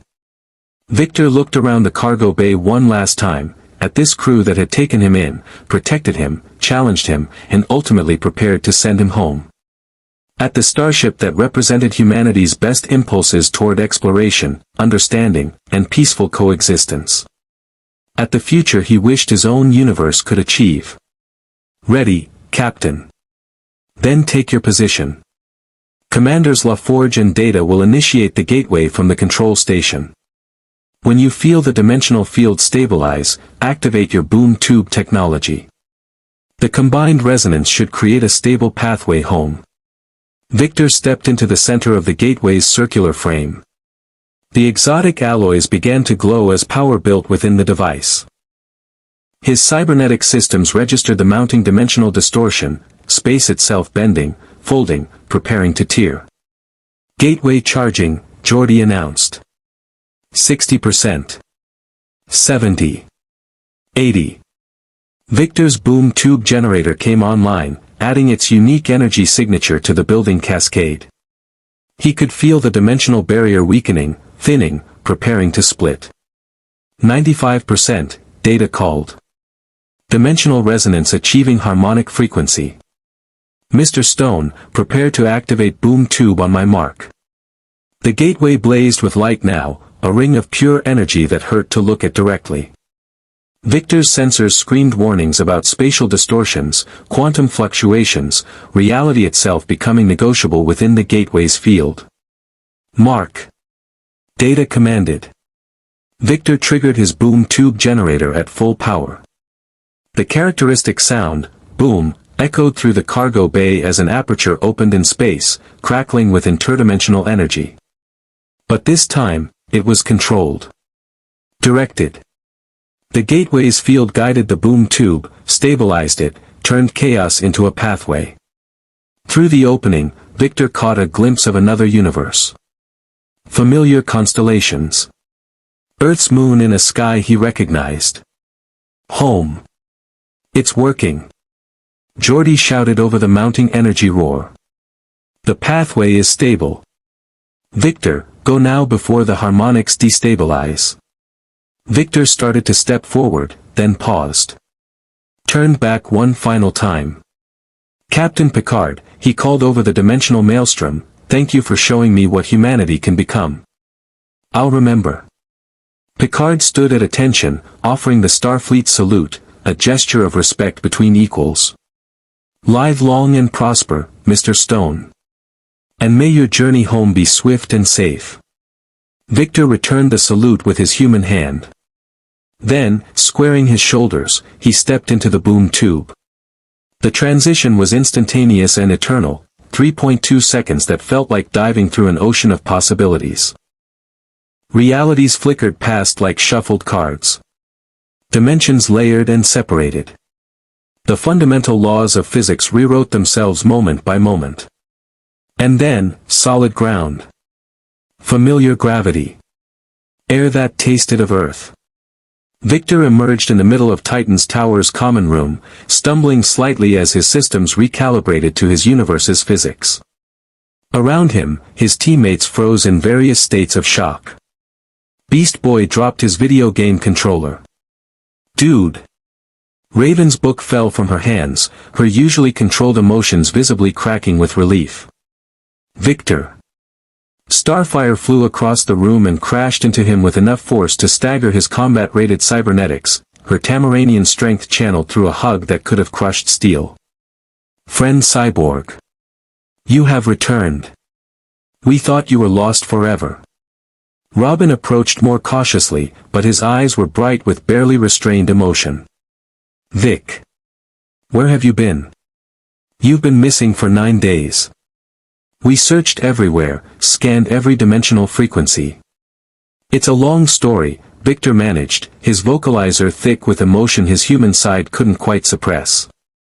"Involving another universe, a starship called Enterprise, and a captain who taught me things about being human I didn't know I needed to learn." Behind him, the boom tube collapsed, the dimensional rift sealing itself according to Geordi's carefully calibrated protocols. The pathway home was closed forever, no Borg could follow, no Romulans could pursue, no permanent hole existed between universes. But Victor carried something back with him. Not just Beverly's medical scans or Data's information chip, but something more fundamental: perspective. He'd seen a future where technology and humanity weren't in conflict but in collaboration. Where artificial life was recognized as life, period. Where power was balanced by wisdom, and heroes operated within systems rather than outside them. "Guys," Victor said, looking at his team, his family, with new appreciation, "I've got so much to tell you. But first, it's really good to be home." As his teammates crowded around him, asking questions and expressing relief in equal measure, Victor felt his system settle fully back into his universe's physics. Everything worked again: weapons, strength, sensors, all at full capacity. But more importantly, something in his human heart had healed. The part of him that had always questioned whether he was more machine than man, whether his cybernetics defined him or merely enhanced him, whether he could ever truly be whole again, that part had found answers aboard a starship in another universe. He was Victor Stone. He was Cyborg. He was human and synthetic, organic and artificial, flesh and metal. And all of those things together made him exactly who he was supposed to be. Not a weapon that learned to think. Not a person trapped in a machine. But a synthesis, something new, something unique, something that bridged worlds both literal and metaphorical. And whether fighting alongside the Teen Titans in his universe or serving aboard the Enterprise in another, the core truth remained the same: identity wasn't about what you were made of. It was about the choices you made, the values you upheld, the people you chose to protect. It was about who you chose to be when power gave you infinite options. Later that night, after the reunion had calmed and his teammates had finally stopped asking questions, Victor stood alone on Titan's tower's roof, looking up at stars that seemed somehow different now that he knew what lay beyond them. In another universe, the Enterprise sailed on, seeking out new life and new civilizations. Data continued his quest to understand humanity. Picard carried the weight of command with grace and wisdom. And somewhere in their databases, records existed of Victor Stone, the cybernetic hero from another dimension who had taught them something about the boundaries between human and machine. Victor touched his cybernetic chest, feeling the hum of his fusion core at full power. Then he touched his human heart, feeling it beat with organic rhythm beneath the metal. Both were him. Both were necessary. Both were valid. He was not human despite being a cyborg. He was not a cyborg despite being human. He was both, simultaneously, without contradiction. And that was enough.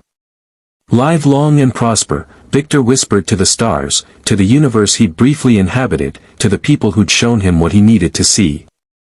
And thank you. The stars offered no reply. But somewhere, across dimensional barriers and infinite space, Victor liked to imagine that Captain Picard stood at his ready room window, looking at his own stars, and understood that some journeys changed you in ways you couldn't anticipate. Some encounters taught you who you were by showing you who you could be. Some friendships transcended universes. And some heroes learned that true strength wasn't about how much power you wielded, but about knowing when to wield it, how to wield it, and, most importantly, why. Victor Stone had crossed dimensions and returned.